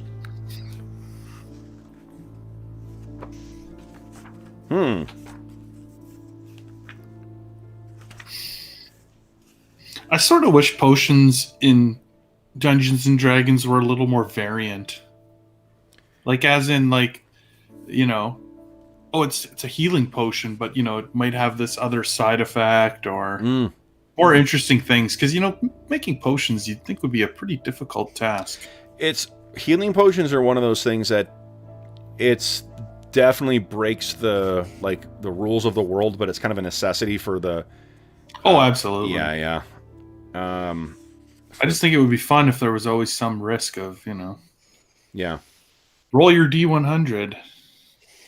Oh, Nothing you can't wrong. spell. Hey, I think we Nothing were talking about this stopping you. in 5e. nothing's Hey, stopping. 5e doesn't reveal curses either. Pretty awesome. When you do an identify spell, doesn't reveal curses. Oh, nice. Yeah. Oh, that's cool. Yeah, it says that methods of identifying items, such as including the identify spell, fail to reveal curses. Love it. But that is how you identify potions? No, I was just trying to find the thing here. Should we take our mid-session break? Yeah, we'll take it in a sec. You just got to taste it. Yep, potions are just like the others. Take a sip, and then you identify it. So let me just tell you what the items are, and then we'll take our mid-session break. Right. So the... what this is actually a more potent restorative. And this is a potion of greater healing. And because you asked for it too, bear those in mind. We're going to roll something. So a potion of greater healing actually restores 4d4 plus 4. Or you can sip it and gain 2d4 twice. Plus 2? No, just 2d4. It's more effective if you drink the whole thing in one go. Okay, and then the other things... Hold on, there's 2 other things I need to reveal. All right, let's... before we get to that, would you each give me one more percentile roll, please? Okay, and let's see here.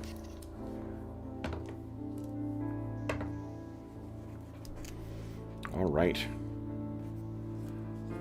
So. So,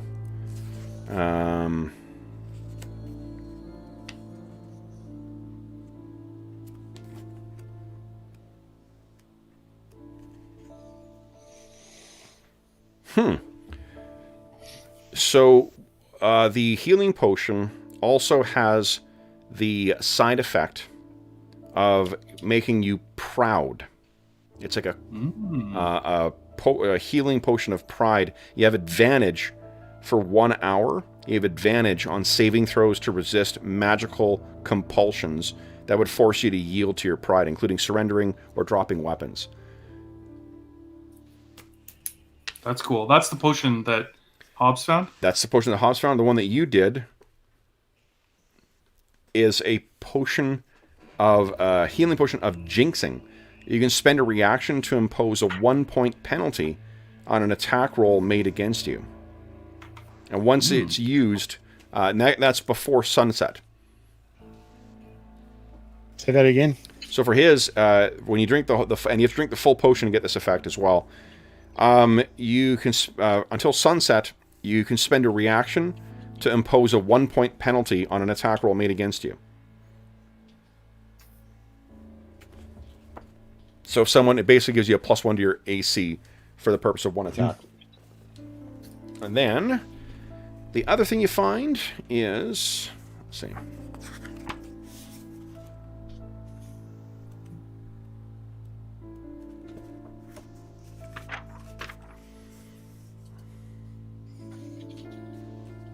Oh, actually, guys, 2 potions of greater healing. And the last thing, make that 3. So actually, wow. Yeah. Let's give me 2 more percentile rolls. Let's make these interesting too.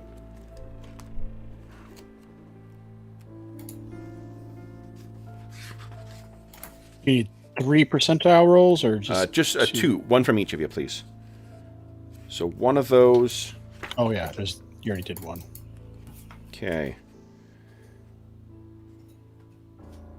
Nope, wrong thing. I like this. You had a book for this. Yeah. It's the same. We go to the comprehensive equipment manual. Nice. I love this thing's terrific. Tons of great. Where I got the masterwork rules that we were using for your armor and your weapons. Same thing. Right. Okay.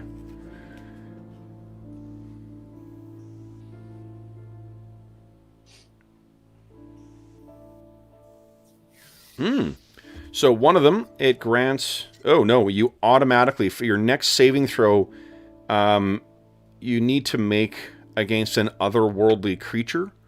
So saving throw from anything that is not from Azeroth, a spirit, an elemental, a demon, or whatnot, until sunset, you automatically succeed on it. Oh, wow. That's pretty good. And then, was that the 41 or the 13? That was the 41. Okay. And then the 13... Ooh. When you consume it, your teeth will grow sharper and your eyes will glow red, and you will have advantage on intimidation for 1 hour. Whoa. That's also cool. Yeah, potion of greater healing of ferocity, I guess we can call that. All right.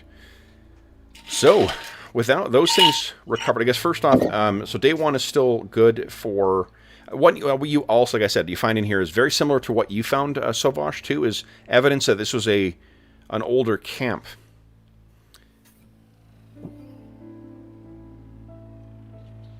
What do you guys wish to do? Oh, why don't we take our mid-session break and come back and see what you guys are going to do next. Then we'll check in with chat and see how everyone's doing. Kicking their weekend off. So for those listening at home, we'll be back momentarily.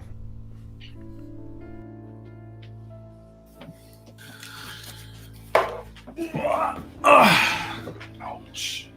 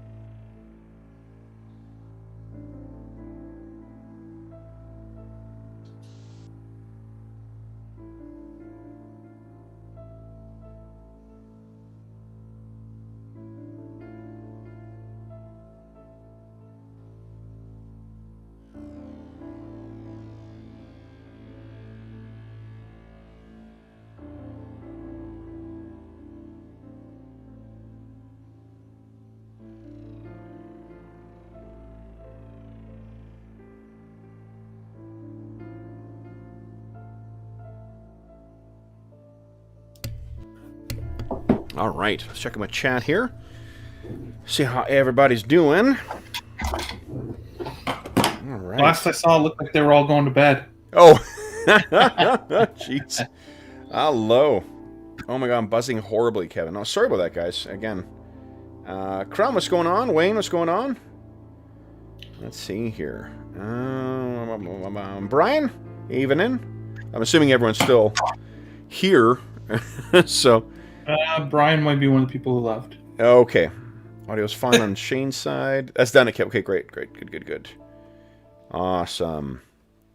Dessert and the rations. Well, happy weekend, everybody. I hope that everyone is off to or having a great start to the weekend. Clayton, what's going on? Alrighty. Nice. Arlen's there too. Made it to 10 p.m., but he's heading off to bed. Sounds good. Yeah.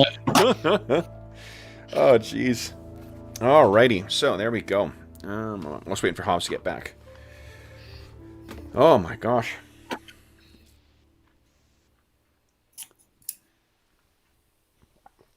Okay. You know, one definite thing I like about the pacing of battles in 5e is having access to those hit dice. Being able to use that in between and topping up just a little bit as you go. Oh, yeah. If you want to play lots of combats, 5th edition is great for that. Mm-hmm. Which, I mean, you know, a lot of people do like to play the game that way, that's for sure. For sure, yeah. All right. So what are you guys at? Oh, your character. Oh, you know, I can give... Is your back... Takes, you know, Hobbs off the list of folks controlling day one. Just so he doesn't screw me over, you know? Where are you guys tracking how much experience? Oh, I didn't. I might not have wrote it down. Oh, okay. So, because let's see if Hobbs did. I can put it in experience points. I believe that you said we either had two or three. I thought it was 3, or let's see if what Hobbs is recorded here. He has not recorded. Because it was 1 per session.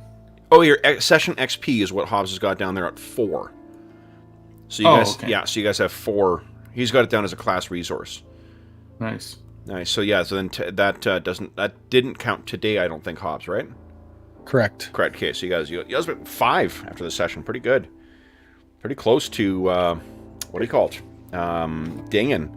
And if you guys come up with subplots between now and next session too. Pretty cool. Okay, so guys, you have found more evidence that orcs at some point were here, and it seems left some stuff behind as well.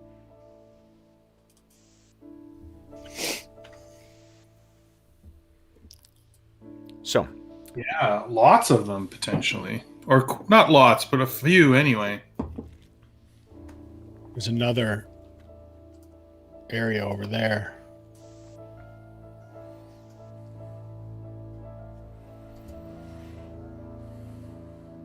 How deep is this water here if I test it with my spear? It very quickly gets to about... you think you could probably walk across that area there, but it's going to be very... Remember from the wet areas in other caves, it'll be quite slippery.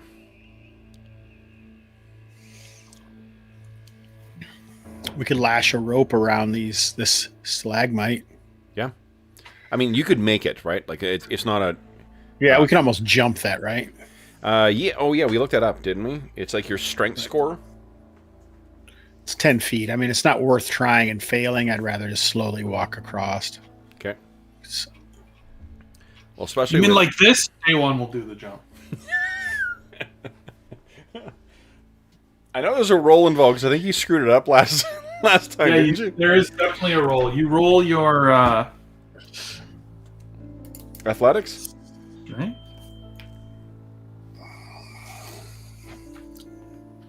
Yeah, it's athletics, I think. Okay, let's see here. Jumping. Jump. Is this one of the things that... Hold on. As I remember, Volo had like that grab bag of. Was it Volo? No, it was Xanthars. Xanthars. The fuck is that? Here we go. Xanthars had that grab bag of extra rules in it, and I thought that it added in something to do with jumping as well too. Hold on. Let's see. Let's see. Let's see.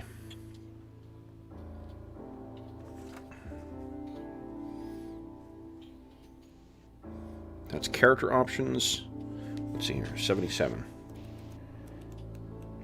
I can almost hear chat saying, like, it's here! It's here! People who are way more familiar with 5e than what I am. I know we've used it a few times, and it's a kind of a weird roll where, like, how many times you succeed, you have to beat this target number or something. Oh, yeah, that's by how something many else. you get. That's why I thought that they had added a different rule. No, it's falling is what I was thinking of. So it's movement, but in a more, you know, up and down direction. Yep.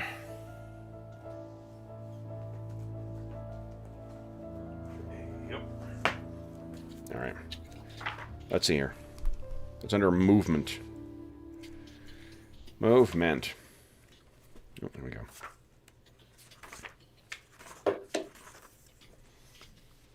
Jumping. Long jump.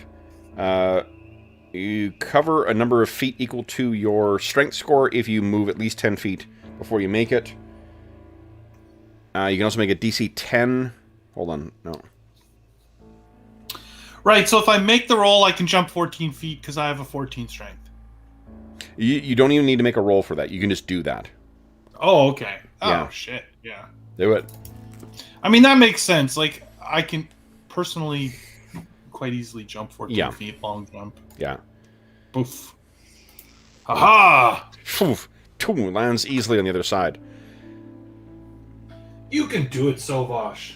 Sovash is wearing Sovash. plate armor, though. Yeah.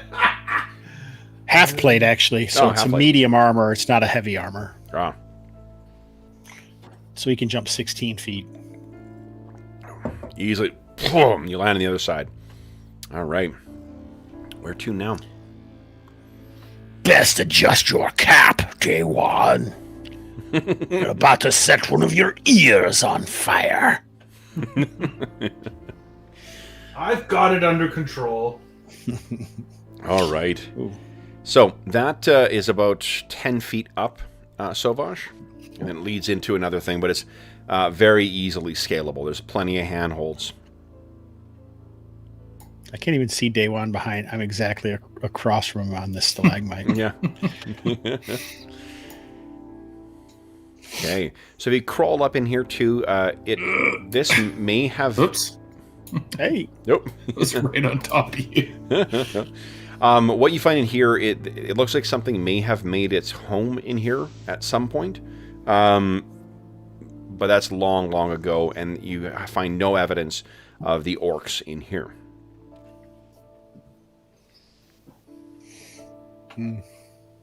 Where do you wish to go?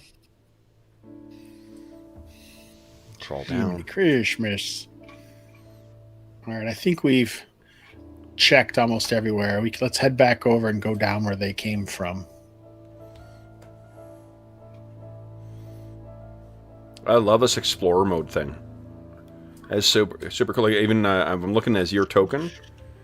I scroll out and I can see, you know,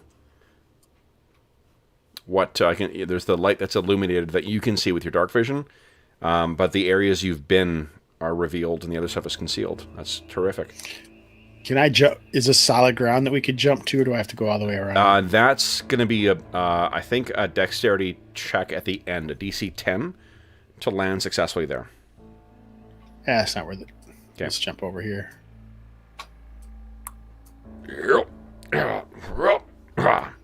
Okay. Playing with my jump button. Boing, boing. All right. That is very World of Warcraft. Spacebar, spacebar, spacebar, spacebar. Day one. You've been left behind. Oh, sorry. Oh yeah, I forgot I was moving both of us. You've lost control of it now. Just back. No, I keep up with So, you. Wait, where did you go? Ha ha ha ha!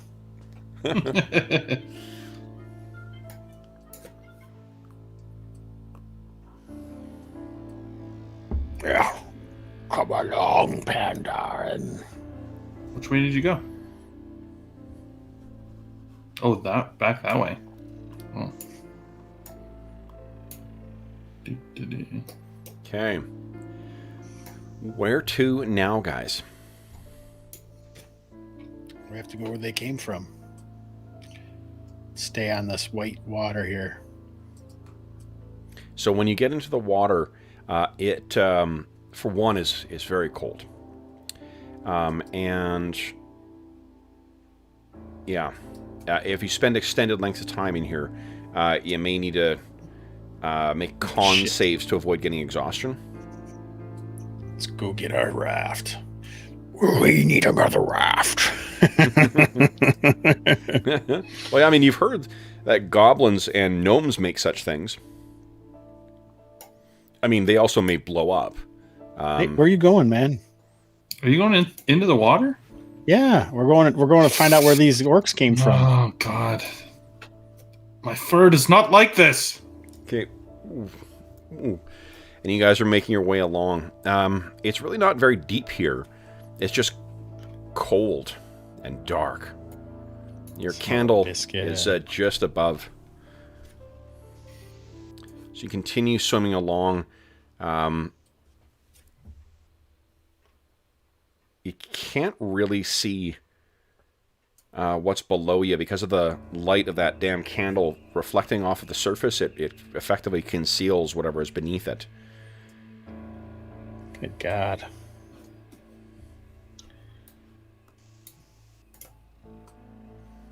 You can see this opens up into a larger area. And as you get to there, Sauvage, what you can see is on the walls there are orcish cave paintings. Like the kind of thing that you would do to make a house or a home feel like a place that you would be comfortable in.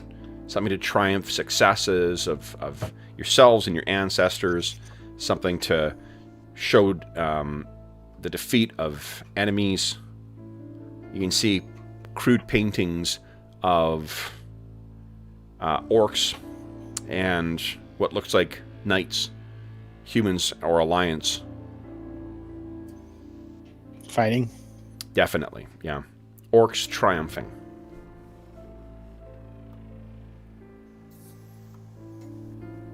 This is getting larger and deeper as well, too.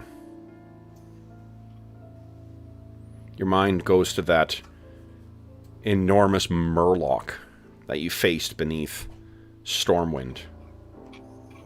And you wonder if it has subterranean relatives.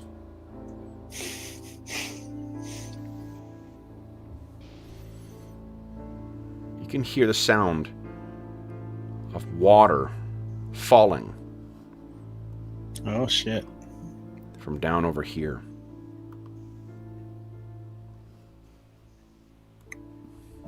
Don't see any light or anything, though. It's got to be this way. Oh, there we go.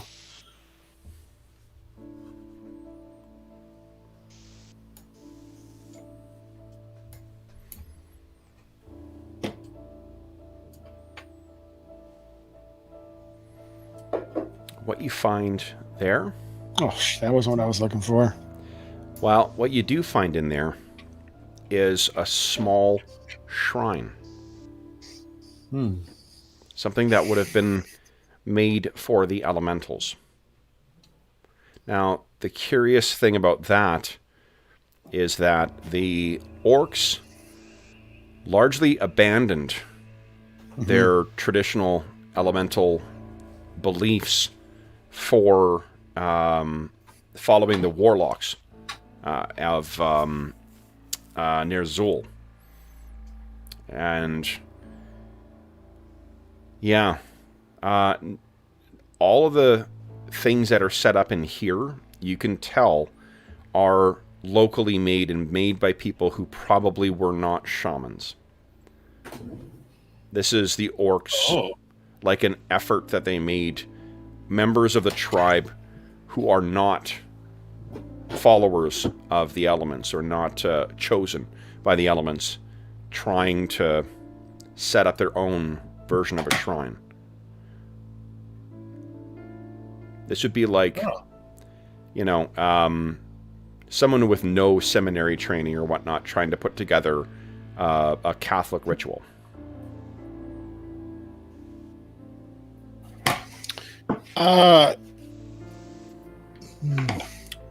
Is there a way that I could actually make it better? Oh, most definitely, yeah. You know the language of the elementals. If nothing else, the elements can, you know, hear your words, both figuratively and literally. They respond to you in the form of spells, and you can actually communicate with them. So if you want to correct the errors made by these amateurs, you most certainly can do that. I think I will. That makes sense for me. Yeah. So day one, you see Sovash goes over, and so Sovash, do you explain what you're doing to day one, or? Probably not. It doesn't matter. I'm just out of the water here for a bit, drying myself. Sure. So I'm going to give you another point of astonishing fortune back for that, because that's great stuff. So it takes you probably about 15, maybe 20 minutes of doing that. Day one, you're going to change over your candle in the length of that time. But you're able to fashion together something that approximates a proper, at least with what's available, able to fashion a proper shrine for these members of the tribe. What did I say it was? It wasn't Burning Blade. It was... I wrote it in the party notes here. Oh, great. Warsong. Warsong, right. The Warsong tribe. So whatever... Yeah, you correct that stuff, and you can feel the... almost like the very, very subtle approval of the elements with that. You used 1 point already, right? No, not yet. No, I don't think so. No, I thought you did, and then you still... No, I asked a question about it. Oh, and so you didn't. So we have 6. Okay. Yeah. I just asked if they get multiple advantage or a single. Okay. Okay. All right, I'm going to do that. And Okay. Once that has been completed, what do you wish to do next? oh, God. I don't really want to get in the water, but we want to... It looks like we're going to have to go check out this waterfall, man. I guess. I'm not a fan of going back in the water either, but we can't stay in this tiny alcove.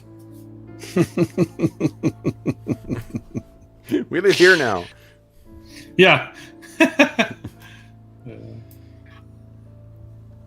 All right. This is the waterfall down here. I think so. Okay. So as you get closer, you can hear the sound of falling. And it's not a waterfall. It's not like a rushing, like the sound you heard in the sewers all that time ago. This is more just, it's the sound of falling water. It's like, it would Like be... a big cave or something with water falling from the ceiling. Precisely, yeah, something like that. Not a thundering cascade by any means. Let me bring you guys to the appropriate map.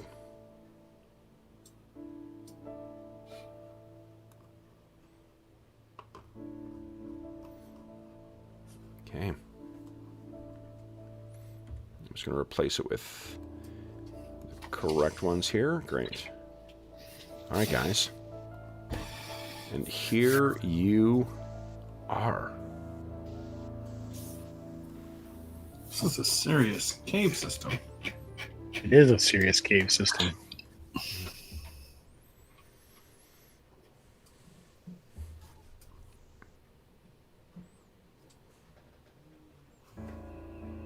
So, what you can see...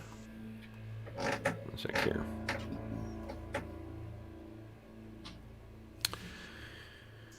Oh, where are you? Mm-hmm.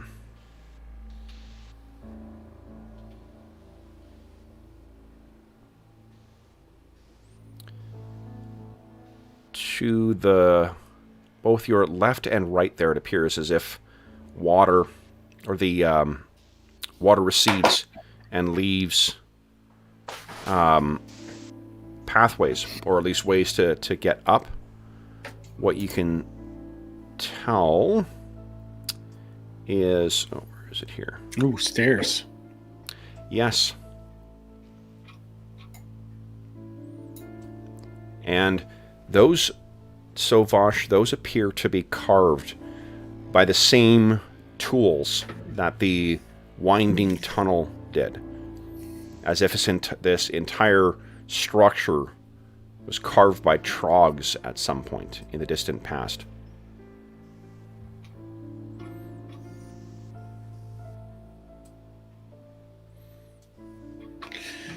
There's a necromancer somewhere down here that has stood my people. We must deal with him, day one.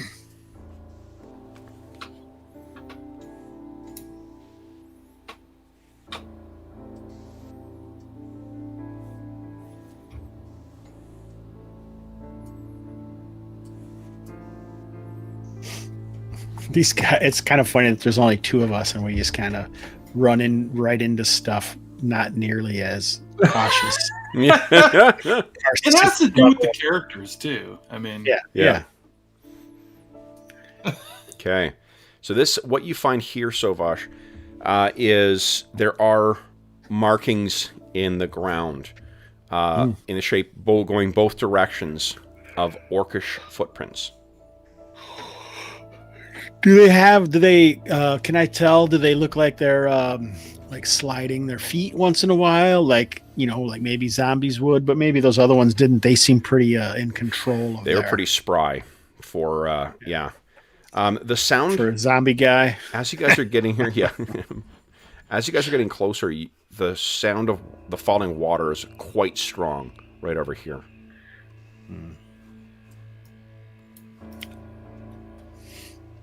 It's best move to the edge where the piercers are.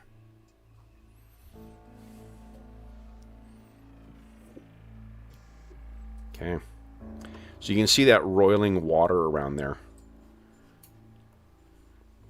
What you can see, water seems to be falling or trickling down from somewhere above down that massive pillar and into the water here.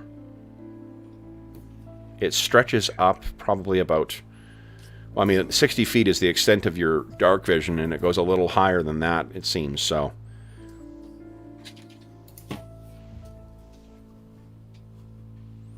There is a small, and it's not coming down in any enormous force. It's like a trickle of water coming down that just is, there's so much of it.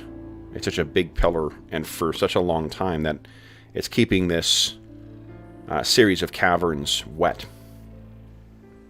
You actually may be partially under that lake at this point.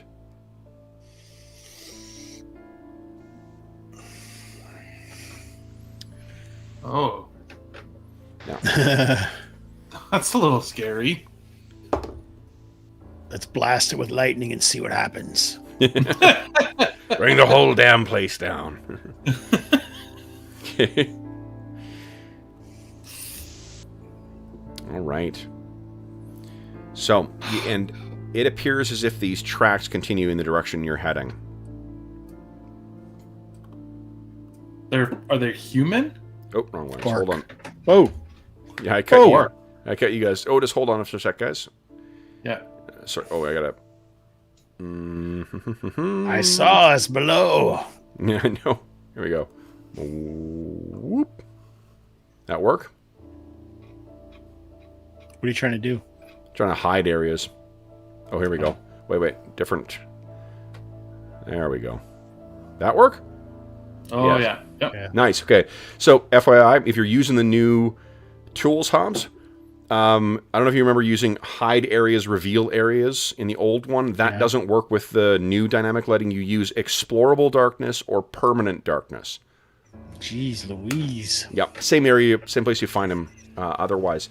Now, let me get my, what I need down here. Okay.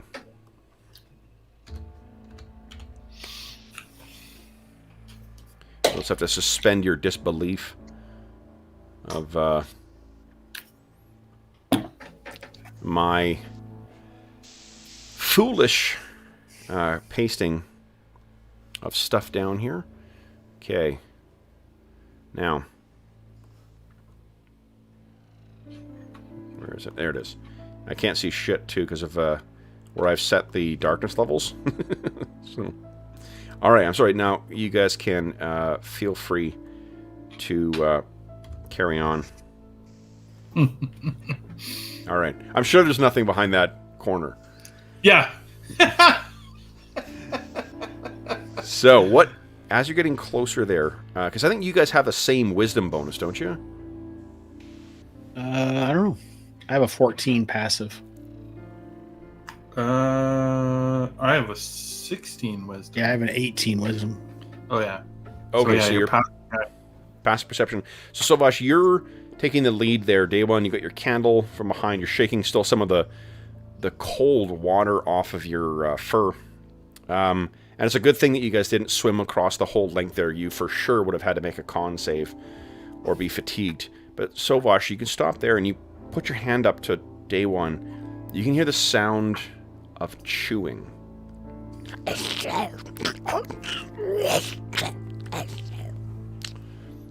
If you poke, now you can see one of those hunched orcs kind of crouched down in a feral way and pulling at something. I don't think there's any reason not just to blast it with lightning. I feel like I'm playing WoW around the corner. I'm blasting things. I think I'm going to. Okay. I summon one to us. Prepare yourself, Pendarin. Okay. Oh, solid hit. Okay, let me get the health bar going on this thing. I fortunately remember what its hit points are. Okay. And I think that's right. Yep. Awesome. Alrighty. It looks over at you. Let's roll some initiative. All right. So, we'll do it now. We'll rotate back and forth, but we'll start with you once again, Holmes.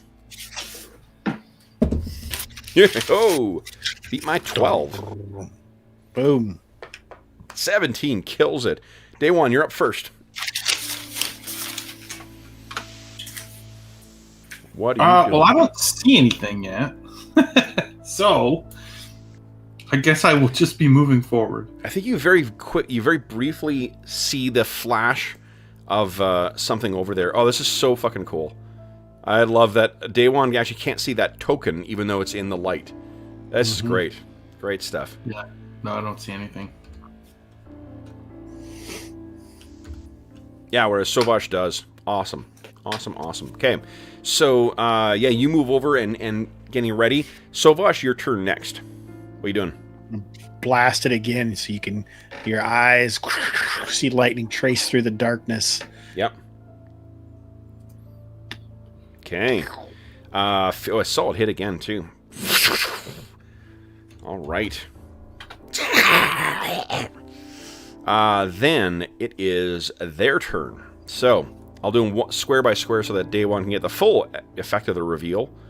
1, 2, 3, 4, 5, 6. And then I guess it will have to finish its move. There. And then 1, 2, 3, 4, 5, 6. And then something Yeah. Gore dripping from its fangs. Hey. Or 5. Yeah. Walks out. It has still patches of grayish hair hanging down, like disgusting and unwashed. And it looks up at you, Day One. This looks like this orc still has, or when this orc's corpse still has on it, is crude imitations of a shaman's regalia. Oh. But the bluish arcane energy that forms around its hand and is then unleashed on you. I rolled a 15, which I think is a miss. That is a miss. Oh, wait. No, I need to do... where is it here? +5. 16. Does a 16 hit? Oh, yeah. Sorry, against Sovash, not against Day One. Oh. 16 hits me as well. I have a 16 too. Okay. So then... what I'm going to do is... I'm going to set out my spell cards for the monsters I'm using most regularly, and just keep them out, because it's easier to use those things than it is to keep looking up spells. I just don't remember how some of these work.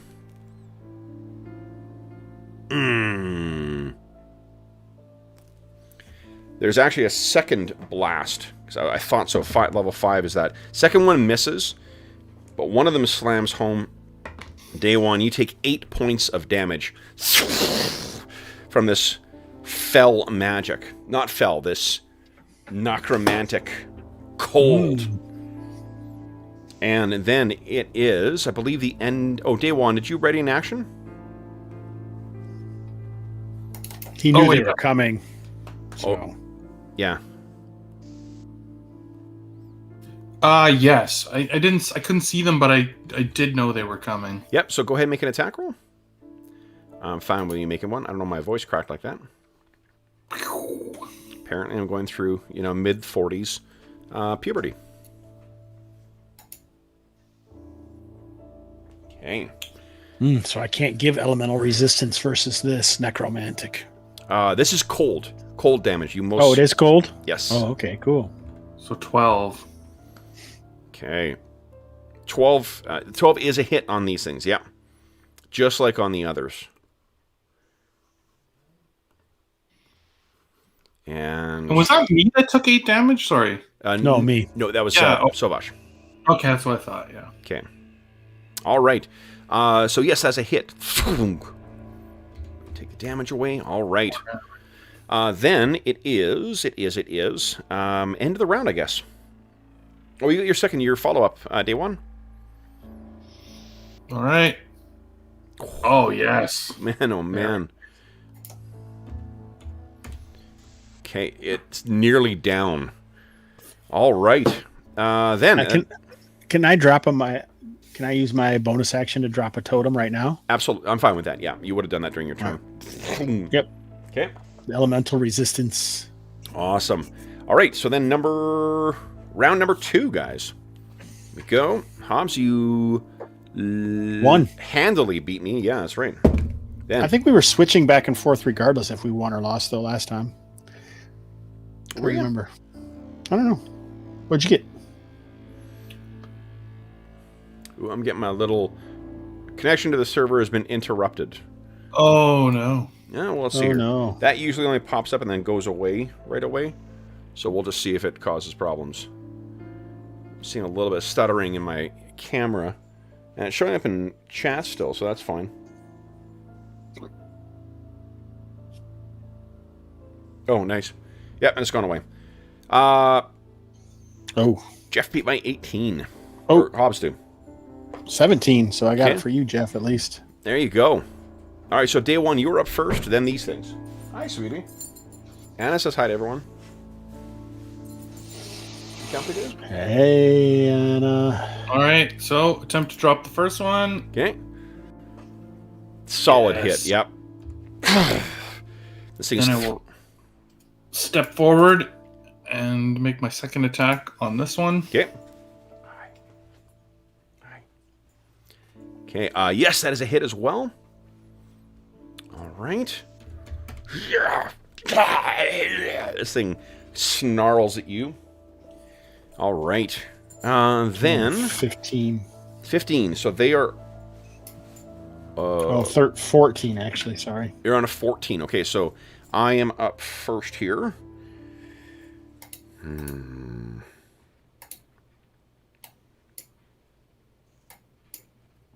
Oh, cool. Okay. So, one thing I'll say about 5e as well, too, that I do like, running spellcasters are, it's a lot less guilty. I feel less guilty as a DM using, good spells like Hold Person and stuff like that against you guys, because it doesn't remove you from the fight the whole time. Mm-hmm. Okay, so then, the one that's facing you, Day One, it did not like getting hit. So it's going to try and bite you. Nat 20. That's a hit. Yeah, just barely, right? So let's see. That's a miss. 4, 7, 8, 9, 10 points in damage total. As it sinks its jaws into you. This thing reacts, and then a nat 1 for the reverse. So its claws get well off you. You kick it almost fully back away from you.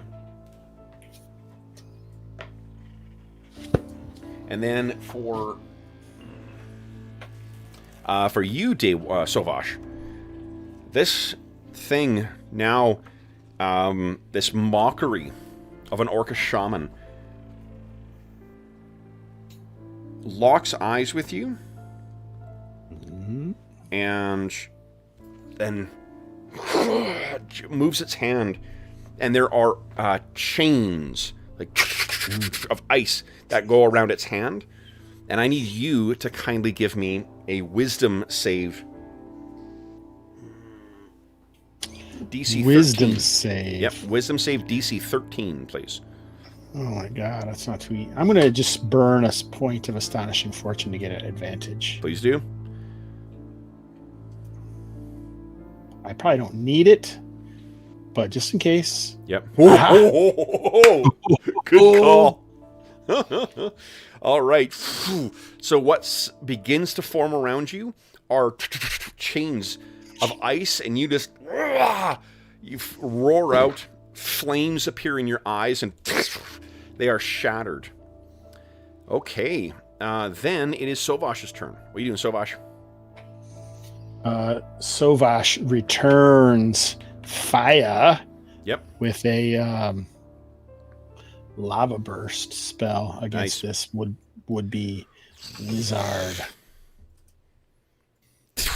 Okay, dex save. I'll roll and then I'll see if I got.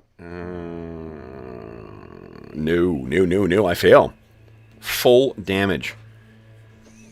11 22. Bludgeoning and 11 fire. And then your fire affinity, that is plus 2. Plus 2. Yeah. Right? So that's 13. 24 points of damage. Shoot. Mm-hmm. Watch this. Burns and scalds away on this thing.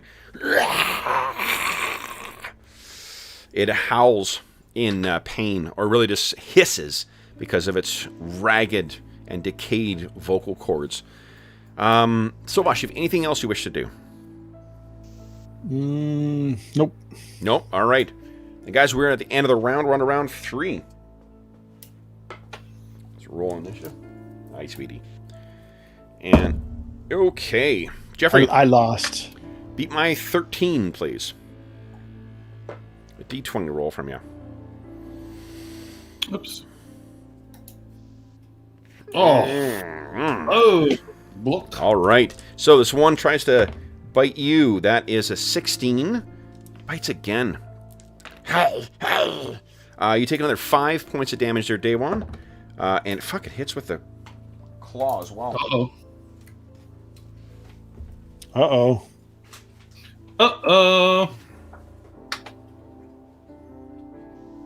Okay. That is 4 points of damage from the claw. And then the orcish dead shaman. Or death shaman. That sounds cooler.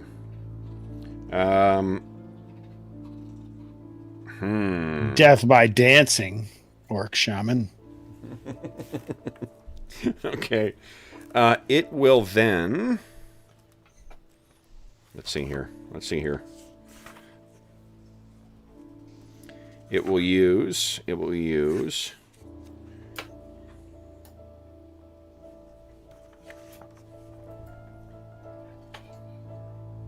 Yes.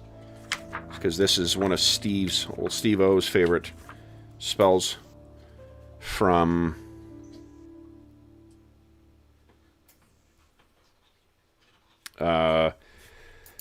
fourth edition.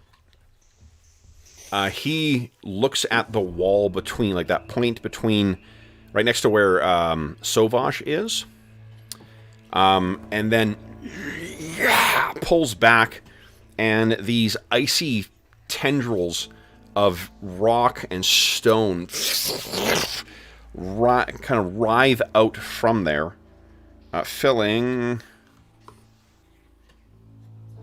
let me get this here. Let's say it'll be a 20 foot, so about there. Nope, that's not right. I'm just going to draw the thing and then I'll move it down. There we go. Come on, square. There we go. And boom, boom, boom. All right. I need a...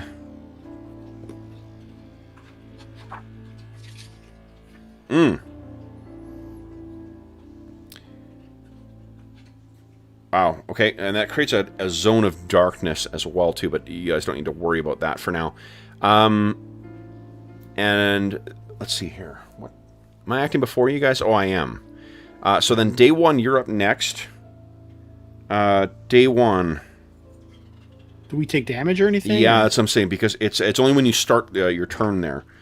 You're starting your turn here, you take 2d6 cold damage. So that activate the thing, and so you have resistance. Nice. Okay. So you actually only take 2 points of cold damage. Because of the totem. Oh, well, that's still enough to knock me to 0. Okay. Mm-hmm. And then... Oh, yeah, that thing didn't succeed. All right. So day one is knocked to 0. Then it is Sauvash's turn. We doing Sauvage? Oh, first. So are we like cover? I got to do your damage first here. So actually 1 point of damage. Are we covered in stone or something, or just like an icy area, or? It's just the icy tendrils are kind of moving through you. It doesn't actually. If you try and move, what is it? End your turn. Yeah, I say if you end your turn in there, then it gets a chance to try and grab you. You got to make a dex save or take more damage. If I move out of here, will I still be able to see him or no? Most definitely, yeah, because of your dark vision. I think I'm concerned about my man. Oh wait, I'd already rolled initiative, right? Yep. Oh yeah. So I should just do what I was going to do. I can't change it now. No. Yeah. I don't want to end in here though. Can I move still and then blast this dude? Absolutely. Yep. Yep. I'm blasting with a lava burst. Now, one of the things you can see him still like gesturing. You know when you can see someone focusing on a magical effect. Oh, concentrating. Yep. Yeah, I was gonna lightning blast because I feel like I did enough damage to him last time. To yeah. Screw him up. Go ahead. All right, lightning blast coming at you live. Yeah, 21. Yeah, solid. Oh, only one. Okay. Dang. Now he does need to make a concentration check here. Either DC 10 or half the damage that he takes. So, whichever is higher. So, let's see here. I got good news and I got bad news. The good news is, well, I guess you're gonna. No, that's not true. I got good news and good news. Good news is he has no bonus to his con, so it's gonna be a flat roll against 10. Yep. And it'll be a 1d20. So if I roll a 10 or higher, he makes his concentration, keeps the spell up. Otherwise, he loses it. 1, 2. Ooh. Keeps the spell up. You still have a bonus action, Sovash. Remember, you can spend 2 points of Astonishing Fortune to take another to go action. again. Yep, if you like. Yeah. I better look to see. Already used my healing spirit, but I can cast.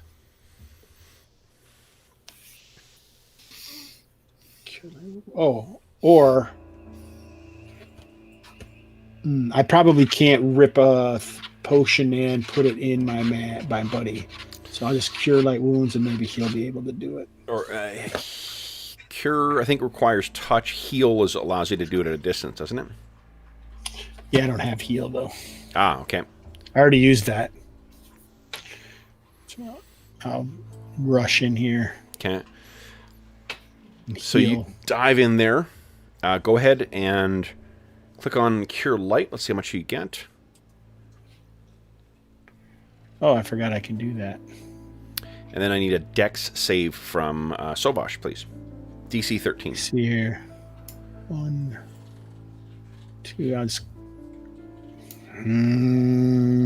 Okay, let's go big. Okay. Go home. 8 points of healing for day 1. Wow. Very nice. And then Huge. So you dive into those tentacles. I'm kind of confused here because I tried to do it at a second level casting. It should have. Oh no, that should have rolled more then. Yeah. Because it should have been 2 of them. You know what? No, so 9 in total. 9 total. Yep. Yeah. Yep. So I rolled 5 with 2d8, buddy. Sorry, man. Okay. So 9. Yeah, 9 hit points back. Day 1, Yeah. you are restored, and then Dex save from Sovash, please. Dex save. Go to the core roll. Ooh, that's not my good one. Nice. So you batter these foul tentacles aside. You take no damage from them whatsoever. Amazing. All right. Then it is end of the round, I guess. Because I started off winning the round. So, Jeffrey, you lost, right? You're sharing again. So, Hobbs, you're up again for initiative. Would you beat my 15, please? Jeez Louise. All right. It's all right. Yes. It's round 4. Nice. That's the way you do it. Okay. So then, day 1, you are prone right now. Oh shit! You'll take more cold damage. That's the way you do it. You play that D&D on, you roll 20. Yeah. All right. So you take 3 points of cold damage after the resistance. Day 1. Okay. And then it is your turn. What do you want to do? I guess I have to stand up Okay. for my move. Yep. Which I don't. From 4E and 5E does not draw an attack of opportunity. I guess I spend my mist on myself to go to 16, and then use my extra attack to attack this guy. Okay. For my monk attack. Oh, solid. So 5, 6. That's 11 damage. Nice.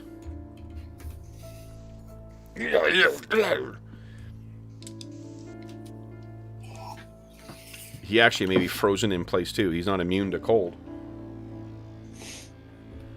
Yeah. Day one, you still could move if you like as well, too. Oh, it doesn't take me my move to stand up? In 5e, it takes half of your move to stand up. Oh, okay. Well, then I shall move out of this damn cold. Okay. Now, I don't... Oh, yeah, he would get... If you're moving that far, then he definitely... Yeah, he'll get... Oh, yeah, you're right. If I stay in his threatened range. Yeah, I think that you don't get... He doesn't get attacks of opportunity unless you're moving away. Right, unless you leave. Yeah, that's right. Okay, so yeah, you dance out of there. Excellent. So then it is Sovash's turn. Sovash, you take... Let's see here. That is 2 points of cold damage. That's after the resistance. And your turn. What are you doing? So shakes his fist at the other sorcerer, and a elemental fire explodes around him. Oh, here we go. Oh, nice. Okay, so save. Dex save against 14. Holy hell. That is a 12. So that is a fail. 9 points of damage. And you said it's fire? Yeah, so that makes it 11.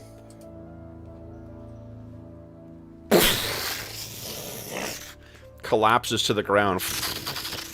Still smoldering. You can see little flecks like sparks but made of frost coming from one of the enchanted things. Mm-hmm. Then what do you want you to do next, Sovash? You still have a move if you like. Okay. All right. Then, guys, on this thing's turn, it takes 2d6 damage cold. Would you go ahead and give me a 2d6 roll, please? Oh, that thing, it would technically be down now, because... Never mind. Ha! His concentration is gone. Sorry. Oh, never mind. Yeah. That's what I thought. I was wondering, but... Okay. Then it is going to... I think, Sovash, it's you again, just because it hates the orc. So it misses with a bite, and then it tries to lash out with claws, hits you on a 20. With the claw, you take 8 points of damage. Christmas. Yeah. Oh. And from where you are now, you can see, both of you guys, right over here, there is what looks like about a quarter left of the body of some kind of Alliance soldier, because of the blue tabard you see on its body. I think that's it for the round, guys. So, we're on round 5. I think Jeff's up. I need to kill this thing. Jeffrey, sorry guys, beat my 17. Come on. Sorry. Dang. Okay. Okay, so this thing, once again, Sovash, bite is a miss. Claws are likewise a miss. I think now that day one is... Get off of him! Then it's day one. What are you doing? Punchy punch. Okay. Oh, goodness. There we go. So, still up. Sovash, what are you doing? Sovash will lash out with some electricity. Nice. Hopefully lightning blast. But maybe we'll make it fire. You said cold, now he has fire. Okay. Yeah, 1 point of 3. So it's 3 points, actually. Because you chose fire, good job. That's enough. This thing is completely consumed by your bolt of fire. All right, guys. So, oh, day one, did you use your mists again? I have used them all up. Yeah, okay. All right. So, you can see with the last echo of the roar of your firebolt dying in the in these caves, you can hear the sound of that orcish, the mock shaman, the death shaman. It's almost as if its spirit is fighting to remain.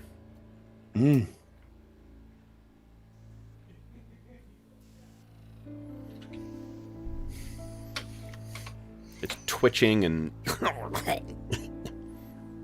spittle. Go over and go over and see what's going on. If it's like if the spirit seems tainted with necromancy, or if it is the actual spirit.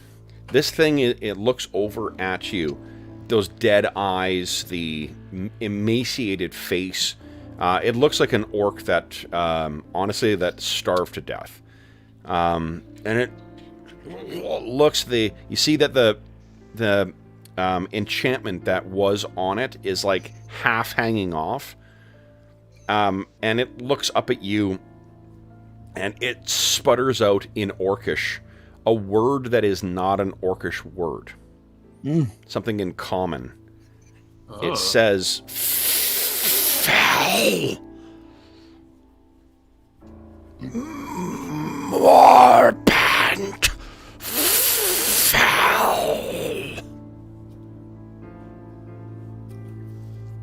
It's a word. Those two words mean nothing to you. They don't mean anything in Orcish. They sound like a human word.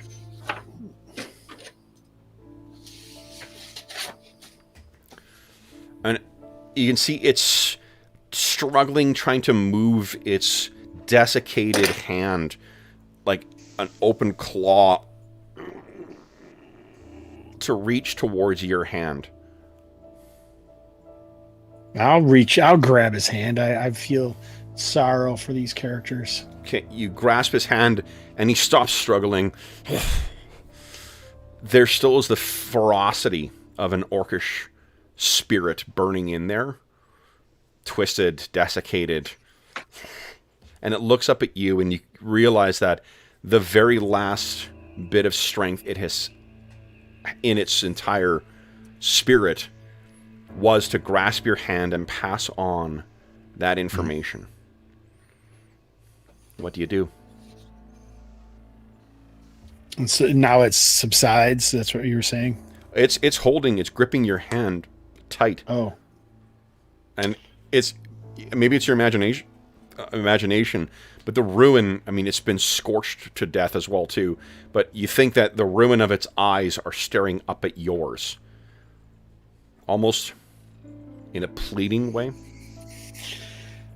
So, I mean, is there something that orcs would normally do, like give him a good death, or like if I don't know what Phi Morpent means, or... Fire certainly is a purifier.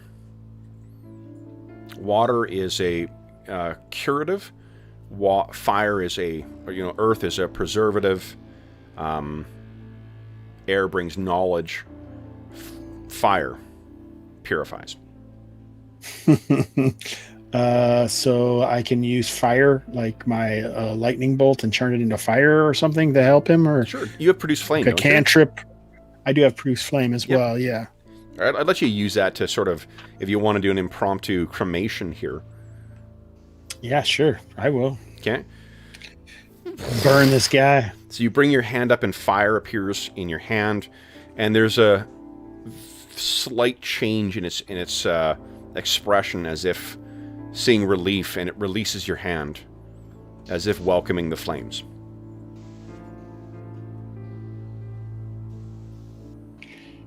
Strange times in these tunnels, Day One.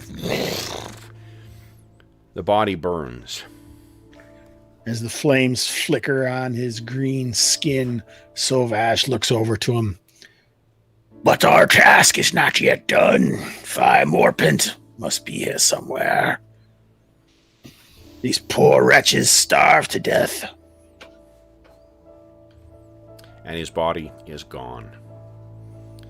Now, where do you wish to go? So I think we need to make a cairn for these guys again. Okay. A cairn of rocks. I'll use a hit die here to heal up. Okay. I am Nice. completely out of healing. Use one of those potions. Oh, that's right. I forgot about our potions. Mm-hmm. Which one? So we have 4 potions of regular healing. Yeah, but I'll use one of my greater potions. It's like, I don't care about that. I know I need 11. Yeah. 2d4 plus 2 only has... And you get the benefit too, right? There's this corollary benefits you can choose from. Yeah. That saving throw might help versus otherworldly creatures. Yeah, that makes a lot of sense. Or the jinxing. So let's go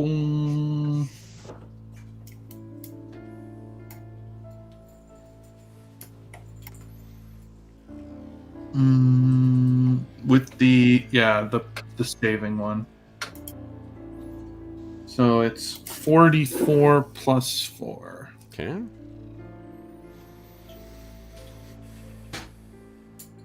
Oh my goodness. Good lord.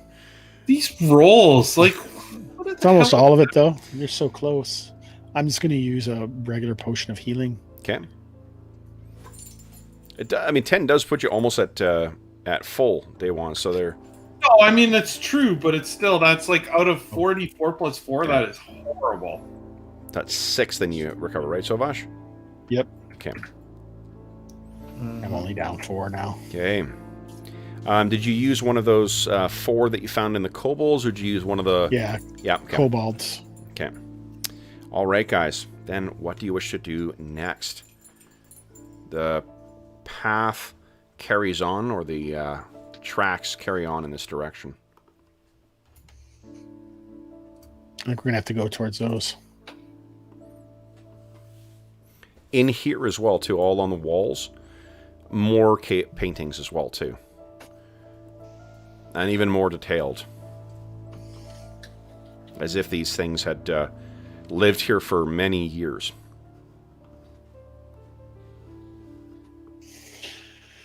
Yeah, no kidding. This is horrific. Come, day one. It's time to move on. I always feel like I'm telling Daywan what to do. Well, this is also... I mean, how is Sovash handling going through this... You know, this... I think he certainly has some sense of urgency. He is very distraught and offended by what has happened, to his ancestors. They got stuck here and then they starved to death, and now some necromancer is coming and using them for their own purposes. Oh, we should check that Alliance soldier as well, the human. So the, what you find on the ruin is basically, there's a trashed suit of chainmail in there.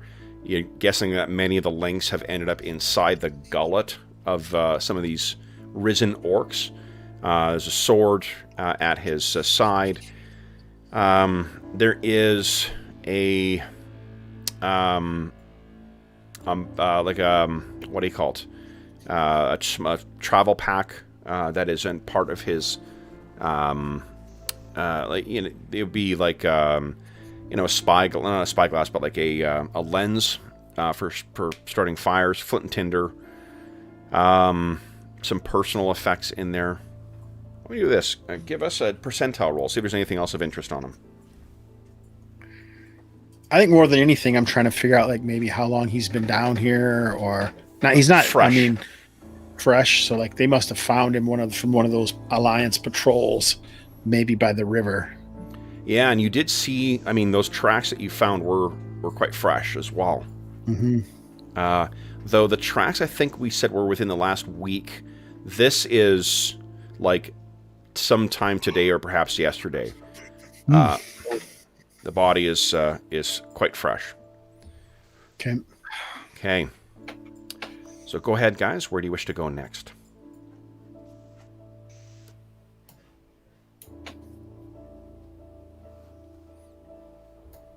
So I think now that we've Sovash is upset and is marching on, spear and shield out, and he might even be getting ready to start yelling out to this guy to tell him to show himself.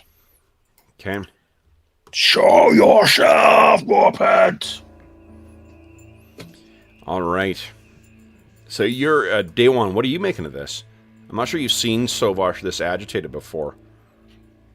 I mean, I understand if these were all Pandarans, I would feel the same way that he does. Yeah. So I think I'm very sympathetic to his anger. Okay. Then, guys. Will you switch maps? I'll be back in 1 sec. Sure. Fury of fire has filled Sovash's soul. Perhaps we'll see where the Skull Crusher name came from. Mm-hmm. Oh, Striker. Skull Striker. So, where... Oh, are we here? You guys once again find yourself in twisting trog tunnels. Mm-hmm. They lead you down, but the path is quite easy to find. You feel that you've gone down 2, maybe 3 different turns, as if it was a spiraling corkscrew, before you find yourself coming out once again. And you find yourselves... Oop. What happened there?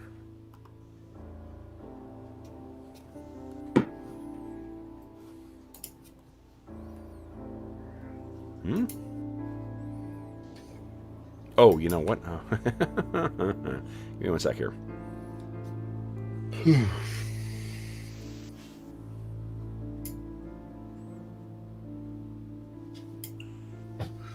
I'll go grab something quick.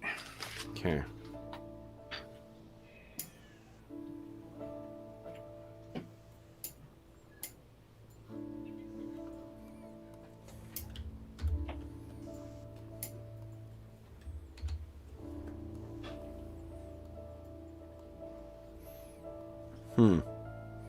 I wonder. Hold on. I think I screwed something up here. No. Let's do this.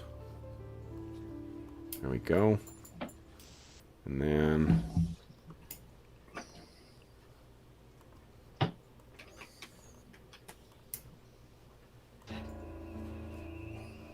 There we go. Sorry, guys. It's a little error or hiccup with the dynamic lighting. This is where you find yourselves. Coming out. Uh-oh, cat attack! Cat attack!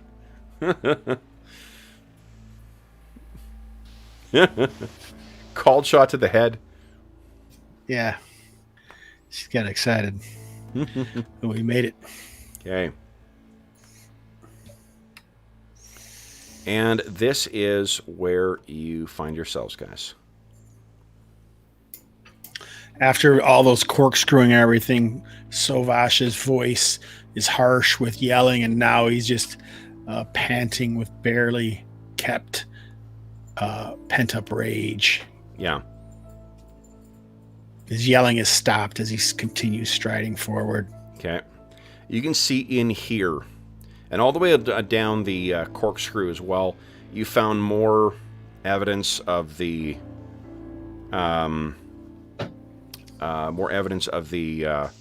markings, as if you're getting even closer. There are even markings of children at the height of, 2-3 feet. Young orcs would have made years worth of markings on here. Something weird happening with your lighting, guys? No. No? Okay. That I'm seeing. Okay. Okay.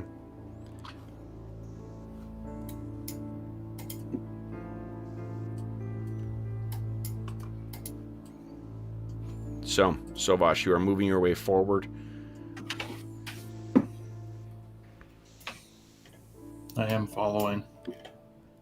And as you're shouting, you hear suddenly something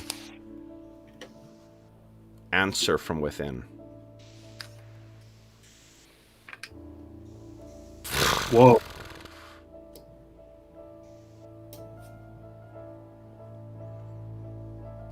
And standing in there. Now, hold on. I don't know what is going on here. The lighting did do something crazy now for me. Everything went really bright. Oh, that was because of me. I set that. I think he did that, yeah. Yeah, I've got all the tokens. They're For some reason, all the tokens are displaying as like nearly transparent, as if I was on the like DM's layer. Yeah, I was gonna say it sounds like you're on the wrong layer. No, it's the lighting. Yeah, something's wrong with it. Let's see here, something's going on with the lighting here. You know what I'm gonna do, since you guys can see, I'm not really fussed. Let me turn off. I think I had set this up on dynamic light, like the regular dynamic lighting before, and then change it. So I think I may have fucked something up with the layers here. I've seen that happen before too. Okay. So, what you see, guys, and I wasn't able to set up, there are, sitting around here, Shit. yeah, there's like 30 of these degenerate, undead orcs. But and there is among them one of those fell shaman again. But with them as well, too. Twisted and distorted. Its body warped by necrotic magic to being the size of an ogre. And you see, there are, back in the time of Draenor, at the time of the Ogre's Empire, there were creatures that were crossbred with orcs and ogres. That's the only time you've seen things this large. This is an orc twisted and warped by magics, and there is some kind of large object, some piece of what looks like perhaps a piece of a shaman's stone that's been marked and etched with necrotic runes and fell power. If you were to guess, Sauvage,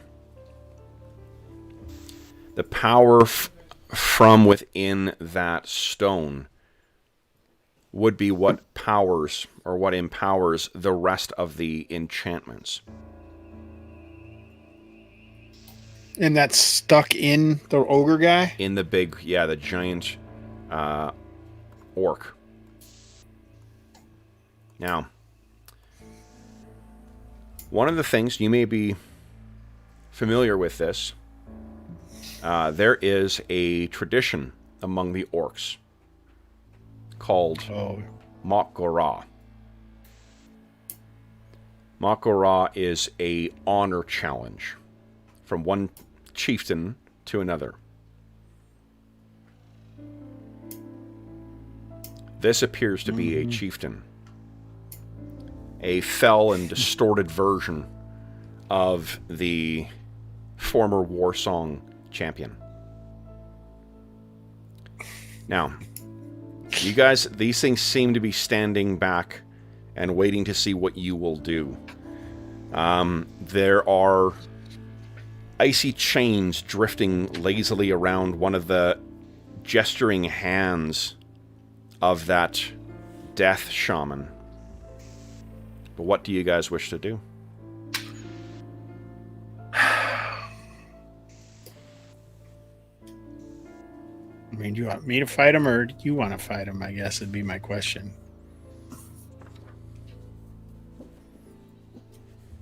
How would Sauvage let... I'm not sure that day one... I was going to say, I don't even know I would let him. Yeah. Well, I don't know if he would know That about is- it. It's possible. Seems I don't like know. something I should do. But Okay.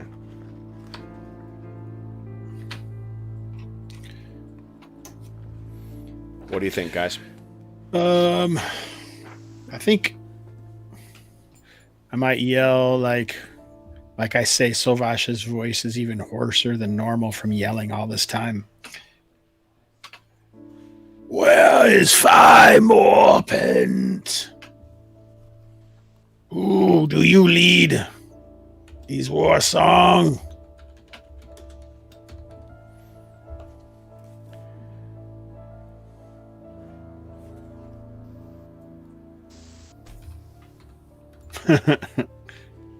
Oh, Morbent Fi. I thought it was Fi Morbent. Morbent fell.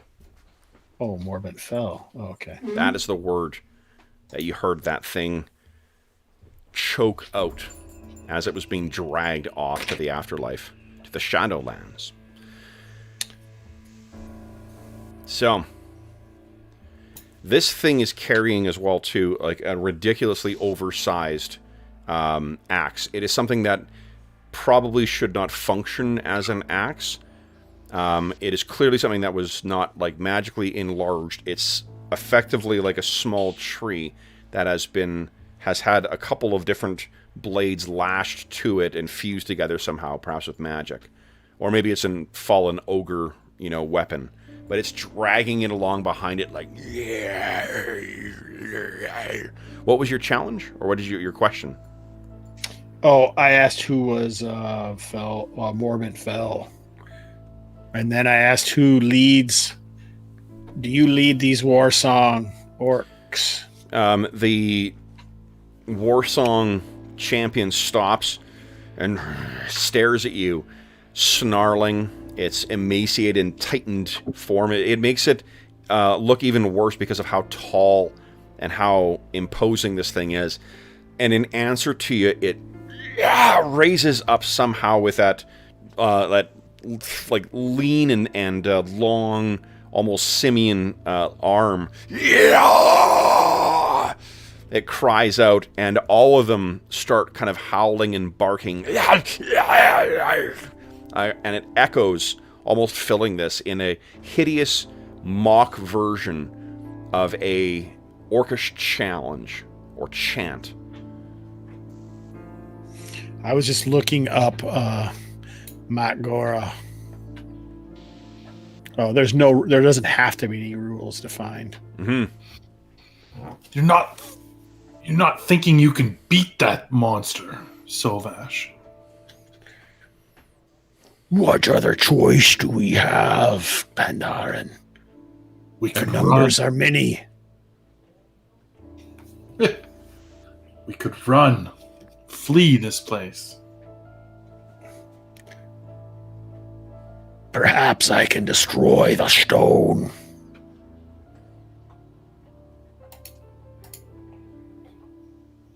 Okay. Okay. Like Daywon's like, all right. Okay. Turn me into your most powerful orc champion I've ever, Daywon. So what do you say? You move forward, dragging a furrow behind it. This fell curse ends now. Do I think this guy, did he answer like he is Morbent Fell? Is that what I think? That is a human name for sure. Oh. Yeah, there's no way that a war song, unless they adopted a new name, Morbent Fell is a human name. All right, so I think that Sovash will just, start calling Makor and go after this guy. Okay, so if you do, it stops, looks down at you, and it points. And this island has torches set along it, decayed, and what it does is it starts and walks into the water God. and begins crawling up onto here.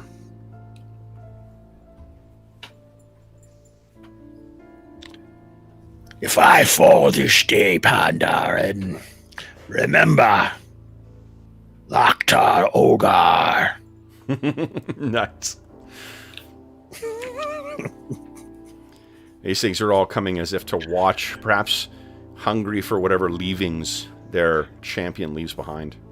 So you actually have dynamic lighting we still can't move through on that island. Oh, okay, hold up. Let me go to... Boop. There you go. Okay. Let me check the party loot. This thing steps forward. Trying to find something to quaff. Yeah. Okay. What did the potion of animal friendship do? Wasn't that like a summon animal or something? Let's see. All I put is continual animal friendship, and I thought maybe you said it was like a monster summoning spell, but I don't remember for sure. I could be confusing that with something else. Let's see. Potion of animal friendship does... It's artifacts. You don't have any artifacts.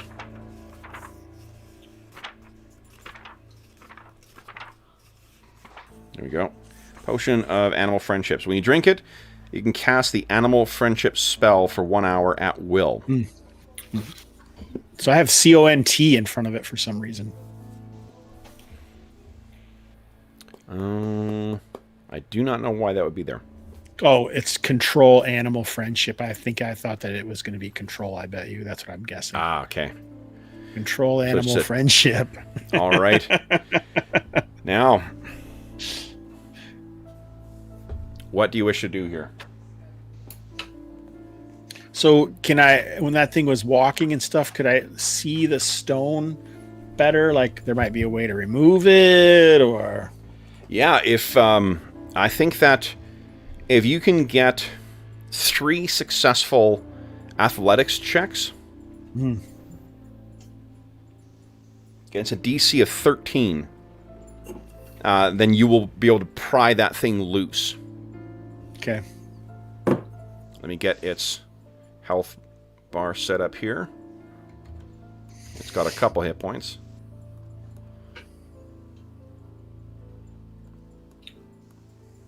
Okay. All right, then. You guys square off. Day one, what are you doing? Staying far enough away from these things that if Sovash does fall, I can run. All right. So, how familiar are the Pandarans with orcs? Do we know? The Pandarans are... Because at this time, Pandaria is secret, and mist still concealed. It's a land of I'm not even sure about legend. They know... Pandarans are known of because they do travel the world to keep abreast of what goes on, but in the last 26 years, there's been such enormous change that I think they are aware of the orcs, but probably don't know of any Pandaran. Day One would be one of the best educated because he has been traveling the lands and he has effectively been acting as a spy. Yeah, I just didn't know if this might be a cool insight to orc culture for him. It almost is like a duel, like a martial arts duel. Day One, when rivals from different schools, want to challenge each other, but much bloodier. Okay. Which potion did you drink? I drank the extra planar save. Okay. I can't jinx him. Okay. And then, guys, with that, I think, Hobbs, you're rolling initiative right now, right? Mm-hmm. Let's see.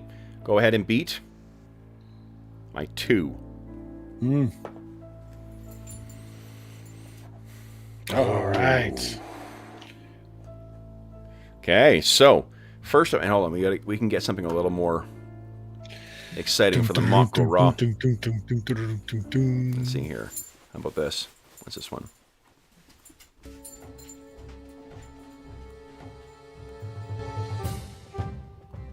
That's a little... What's this one? No. This?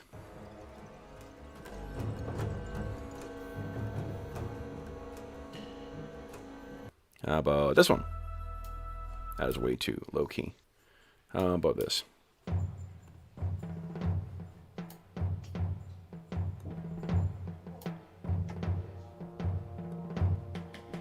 Okay.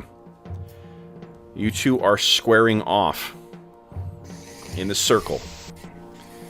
You can see all those undead orcs looking hungrily. You know that if you fall, they will tear you apart and feast on your flesh. And if that death shaman has his way, he may even do something worse with your immortal soul.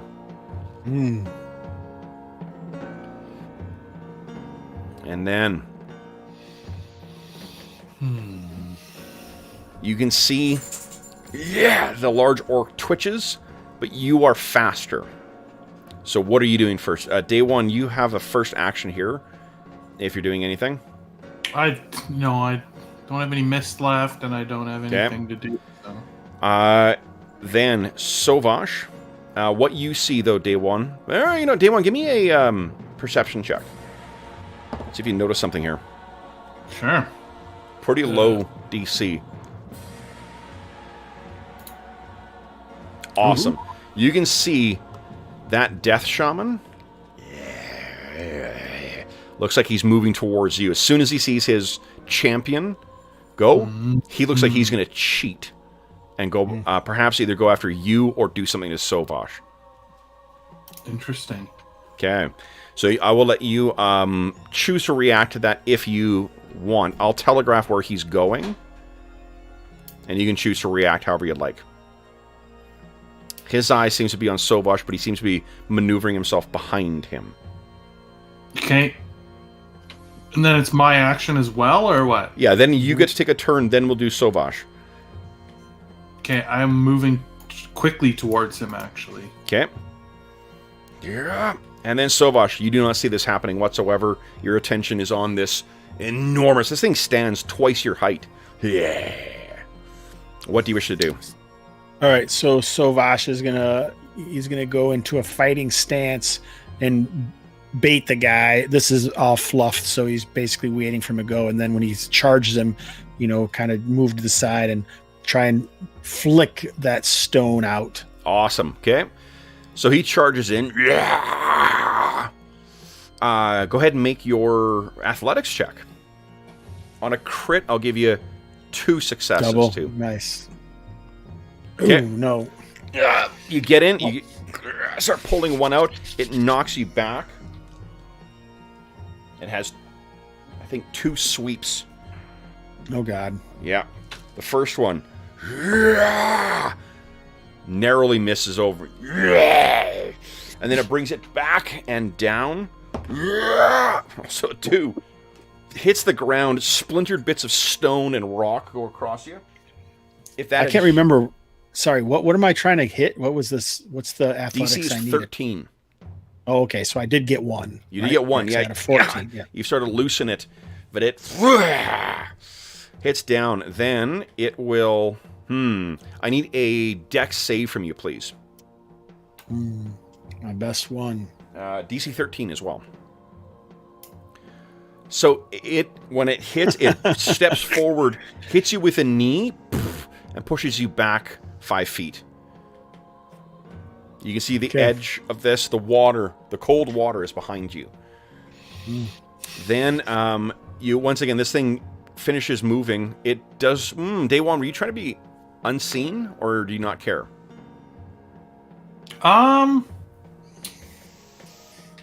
I mean, I don't think I would have been attempting to draw... If he was watching Sovash, I don't think I would draw attention to myself. Sure. Give me a stealth check then, please. DC 12. Oh, I'm actually good at stealth. Whoa! Yep. You're low to the ground, doing your kung fu run. All right. So that means you're going to have belly advantage. just above the ground. Yeah. Little feet. You're going to have advantage on your first attack on him then. Oh, okay. Nice. Then, guys, next round. And I'll put 1 marking on him. Here we go. Red. Then, Hobbs, you're still rolling, I think? Or did you lose? Yep. I won. Beat my 4. Yes. Yeah. Day one, you're up first. What are you doing? We'll spend my last key point to flurry of blows this. Nice. Okay. I'm setting up a health bar for you. we go. Okay, so AC. Roll all 3. Oh, nice. So that is a hit, a miss, and a hit. You guys have how many points of Astonishing Fortune left? 3. 3, okay. So that is 9, and then 15. So 15 damage. Nice. Yes. Yeah. It's not pleased with you, Day One. What do you think you're doing, bitch? Yeah. So, Sovash, you've sort of slid across the flat part of this island. What do you want to do next? So now I'm going to sidle around him, and I'm going to make another champ and try and edge this thing out. Okay. Where's my athletics? Here it is. Yes. So it actually tries, it uses its reaction. It doesn't do an attack of opportunity. Oh, you have to get in closer. Where did you go? I have a spear. Oh, spear doesn't necessarily, long spears have reach, not every spear. Oh, okay. I was just going to say I would like kind of edged up here towards his side or something. Oh, boy. That's pretty close to getting knocked in the water. I know. So you move over, you get in there and wrench more of it out. It tried to bring that to like the flat of the blade across from you. You're able to get in and get out before it does. Then it is this thing's turn. I was gonna spend 2 points of Astonishing Fortune to go again. Yeah, go ahead. Just to see. Here we are. Yeah, and then so diving over that, maybe take a step on his blade and jump up there to try and use my athletics to finish off wrenching this thing out. Come on. Oh no! I knew I should have used. Jeez. I knew I should have used the last piece to have advantage.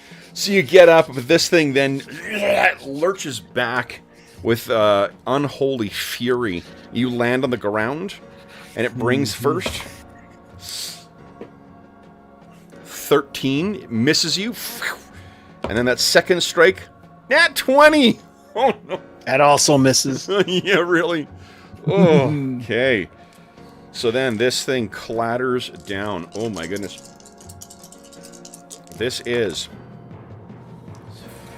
14, 20 points of damage. Oh boy. Your shield is bent slightly. You're not. If you were full hit by that, you'd be dead. But your defenses have basically almost completely collapsed against this thing. And then the one facing you, Day One, it turns towards you. And, it is going to try and grab you. Its hand becomes wreathed in cold and frost. And you can even feel it from where you're standing. It's going to try and lay those hands on you. But a 3 won't do it. You can feel the cold, almost like little tips of your wet fur turning into frost. Yeah, as it tries to grab you, but misses. Guys, at the end of round 2, we're on round 3. Oh, God. Here we go. Hobbs, you're still in charge of initiative. I am so sorry. But you're only going to have to beat my 1. All right. Because I still could fail because I have a -1 on mine. All right, Sovash. So, right. You know what? I need a dex save from you first. Oh, shit. Because it's going to try and bury you off of the edge. Now, hold on. You got 1 point of Astonishing Fortune left. Do you want to make use of it for the save? Oh, God.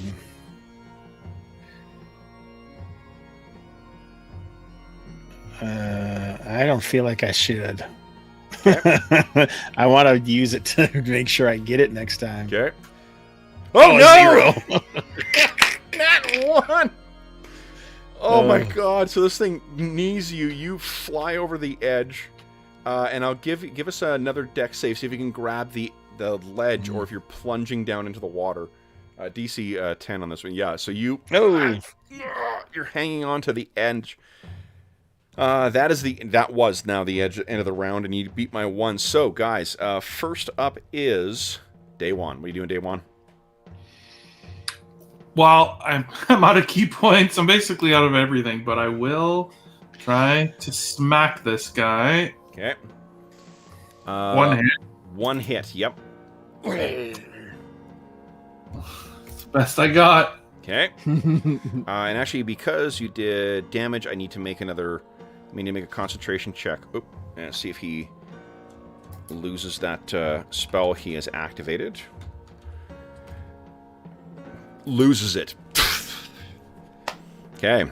Then, Sovash. What are you doing? So do I almost feel like this dude is going to come and knock me into the water. I have a spell that is... Let's just put it out here. That is verbal and somatic, right? Yep. So I should still be able to do that. Yep, you only need one free hand. All right, yeah. So I think he's going to try and blast him away with that and then jump, get back to his feet. Sure. So if you wait to him to... In 5e, you can ready a spell. Yeah. So yeah, he steps forward and then you hit the ground. I rolled a 5 for his save. So blown back 10 feet. Oh, yeah. Go ahead and roll damage. I was doing it up a level. Oh, nice. 14 points. 14 points of damage. Very nice. Okay. Yeah. He then only stops when he slams that axe into the ground and pulls himself to a stop. He's not happy with you. All right, I think I'm sure. Probably that's as far as you can get because you have to. All right, yeah. So I'll clamber up after that. Yep. And then it is his turn to kill me. No, that was you interrupted his action because you read it. He was going to attack. He's been knocked back. He can't attack you. Okay. Then it is day one. You got this guy looks at you again, and then there's you can see in his eyes because he's so close. Chains appear in his eyes, and I need a wisdom save from you, please. All right. Nice.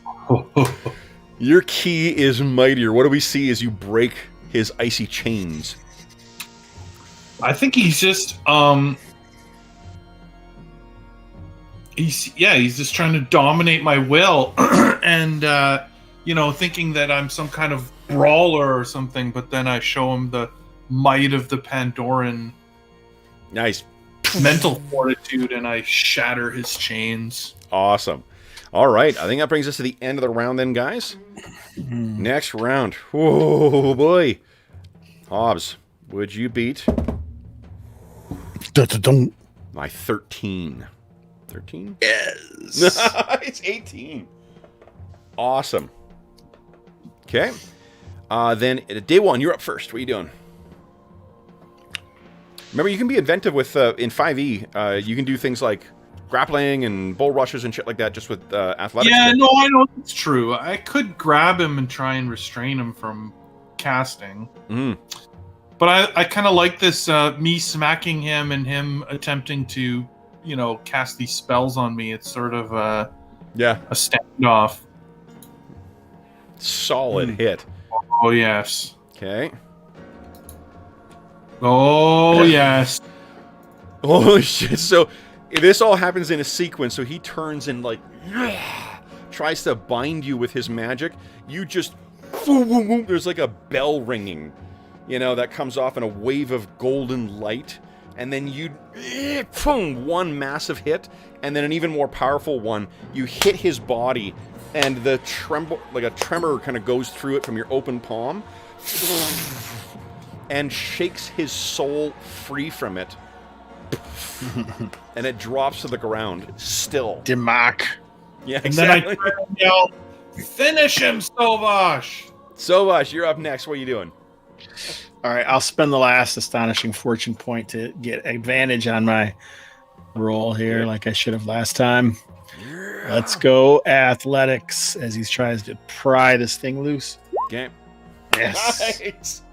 Awesome. So what do we see as you yank this corrupted shamanic stone from this thing's chest? I think that as it comes free, it dribbles out his life essence or his soul with it. And he's fallen, and maybe that makes all of them fall. I don't know exactly what happens, but they all drop down. The feedback that came through the focusing point of that stone causes all of them to drop down. And once they drop. Music. It's like Castlevania. Sorry. Yeah. Oh, totally. All right. That was to the end. Okay. No, I think that's the one I want here. Okay. So, with all of them gone, you stand. And though you cannot see this, Day One, you look over and you think, and maybe this is just the pain and the anguish that you've seen, you feel like you can see the collected remnants of the Warsong tribe living, flush with life and fed. And soundlessly, every one of them, you cannot hear it, but every one gestures upwards with a triumphant salute for you, and you can hear their voices. Loktar, oh gosh! Loktar, oh gosh! And Day One, you can see Sovash kind of stops and his eyes close as he stands back, triumphant in the Mak'gora. And then, at some point, when you open your eyes again, Sovash, those voices are stilled forever. But there is something unusual. Boom. Yeah. Thank you. Oh my gosh. Kevin MacLeod, I love when you inadvertently give more drama to my... Looking at this stone, you certainly would not want to make use of this. If you could perhaps purify this thing at a place powerful and sacred and holy to the elements. But for now, you think that if you can almost sense a direction on this, as if the creator of this thing, Morbent Fell, could not help but leave a connection to himself on this. It may take work to get that to function if you so desire. But if that necromancer responsible for this still lives, or perhaps is undead, you may be able to find him. It seems like we have a new quest. How do we... Day One cares. So then, guys, with that, we'll be bringing our session to a close. How do you wish us to end? Do we end in these tunnels? Do we end with you guys walking out of the ruins? What do you think? I think there might be a montage of them like moving around in those areas that make sure the Alliance didn't leave anything slow and, almost beaten down, but with a defiant look to their faces. And then as the sun bathes them, as they crawl out of that last hole with the sound of Kevin MacLeod's glorious angels surrounding them,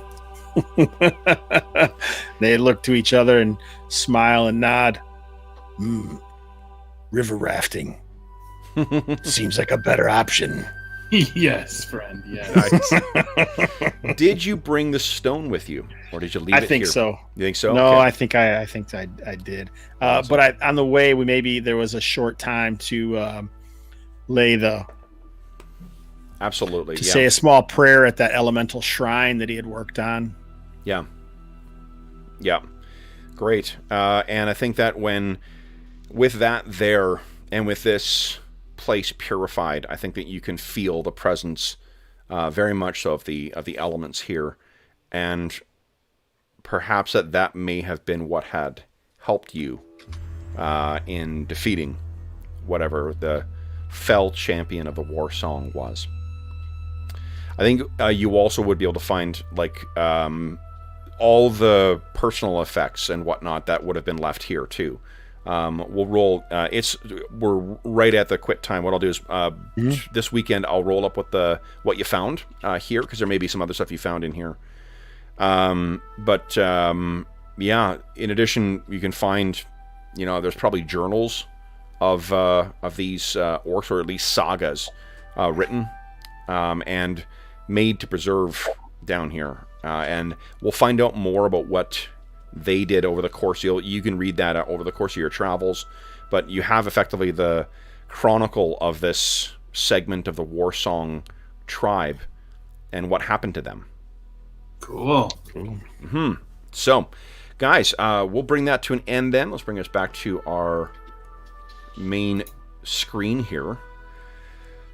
So, for those listening at home, thank you so much for joining us for yet another session of our ongoing but sporadic World of Warcraft campaign. You guys are at 5 sessions now, so you are 2 off from going. And, I feel like, because this is something that could have been one of Sovash's subplots, right? It kind of was, really. Yeah. Found out that he treated it like one, for sure. Yeah. Absolutely. You know what? Then why don't you take an extra XP point of XP? I mean, I think that you made a decision to follow those tracks from the beginning. It's clear that this was something that was of importance to you. So yeah, that sounds great. Awesome. Definitely a new one for him is finding Morbent Fell, and dealing vengeance. Yeah. For the war song. Yeah. Well, it'll be, that's going to be interesting to see what happens there. So, if anyone, as is always the case, if you have any comments, questions, or concerns regarding the session, the campaign, or the game we're playing, I think there is a link in the description of the video to these house rules, so you can find them there. I really can't say enough good things. We had nothing to do with creating them, but I just love the faithful recreation of what feels like authentic versions of these Warcraft characters. It's a really, really great job they did, and this is one of my favorite settings to run with 5th edition too. I think 5th edition is a perfect fit for this particular campaign. Also, so you can find a link in the description of the video to something called Heroes Save Villages. That's the charity fundraising campaign that we run on the channel. We from now until April 1st, 2021, for every $25 Canadian that you donate, you get one chance to win the grand prize, or one of the other prizes in our first charity raffle for 2021. The charity raffle has as a grand prize a copy of Beadle and Grimm's Platinum Edition Icewind Dale Rime of the Frost Maiden box set. It's a terrific thing. It was about $500 US when it was new, or at retail, I should say, when they were available. This was very generously donated by Beadle and Grimm for the raffle.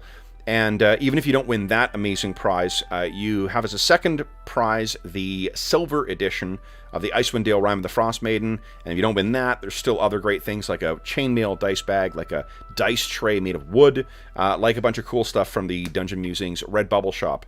In addition, you get a chance to vote in what charity sessions that we play. And we've got our first one coming up on February 27, where we'll be playing Savage Rifts.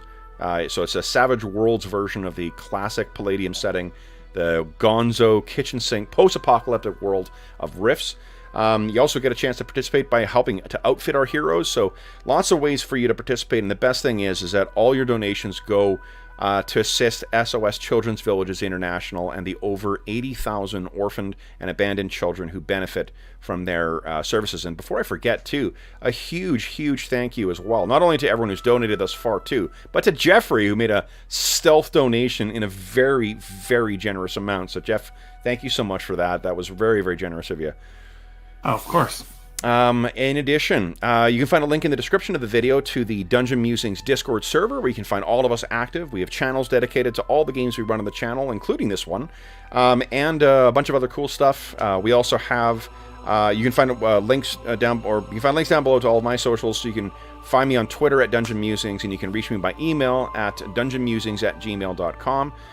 The last thing I want to say is a huge thank you to Hobbs and Jeff for joining me tonight. You know, I don't know if the having, you know, only 2 players puts more onus on you guys to be more exhausting, or if it keeps you awake more because you're always having the attention on your characters. But I appreciate you guys joining me tonight for this pickup and another session of our ongoing campaign. I had a lot of fun tonight. And for those listening at home, once again, thank you so much for joining us. We hope that you enjoyed our return back to the world of Azeroth and our Azerothian heroes. If you are joining us during the current crisis, we do hope that this finds you healthy, safe, and weathering the current crisis as well as can be expected. We hope that we've given you a few hours to take your mind off of the troubles of our world and think of the troubles that our heroes take up arms against. And until we see you again, stay safe, stay healthy, and happy gaming. Bye.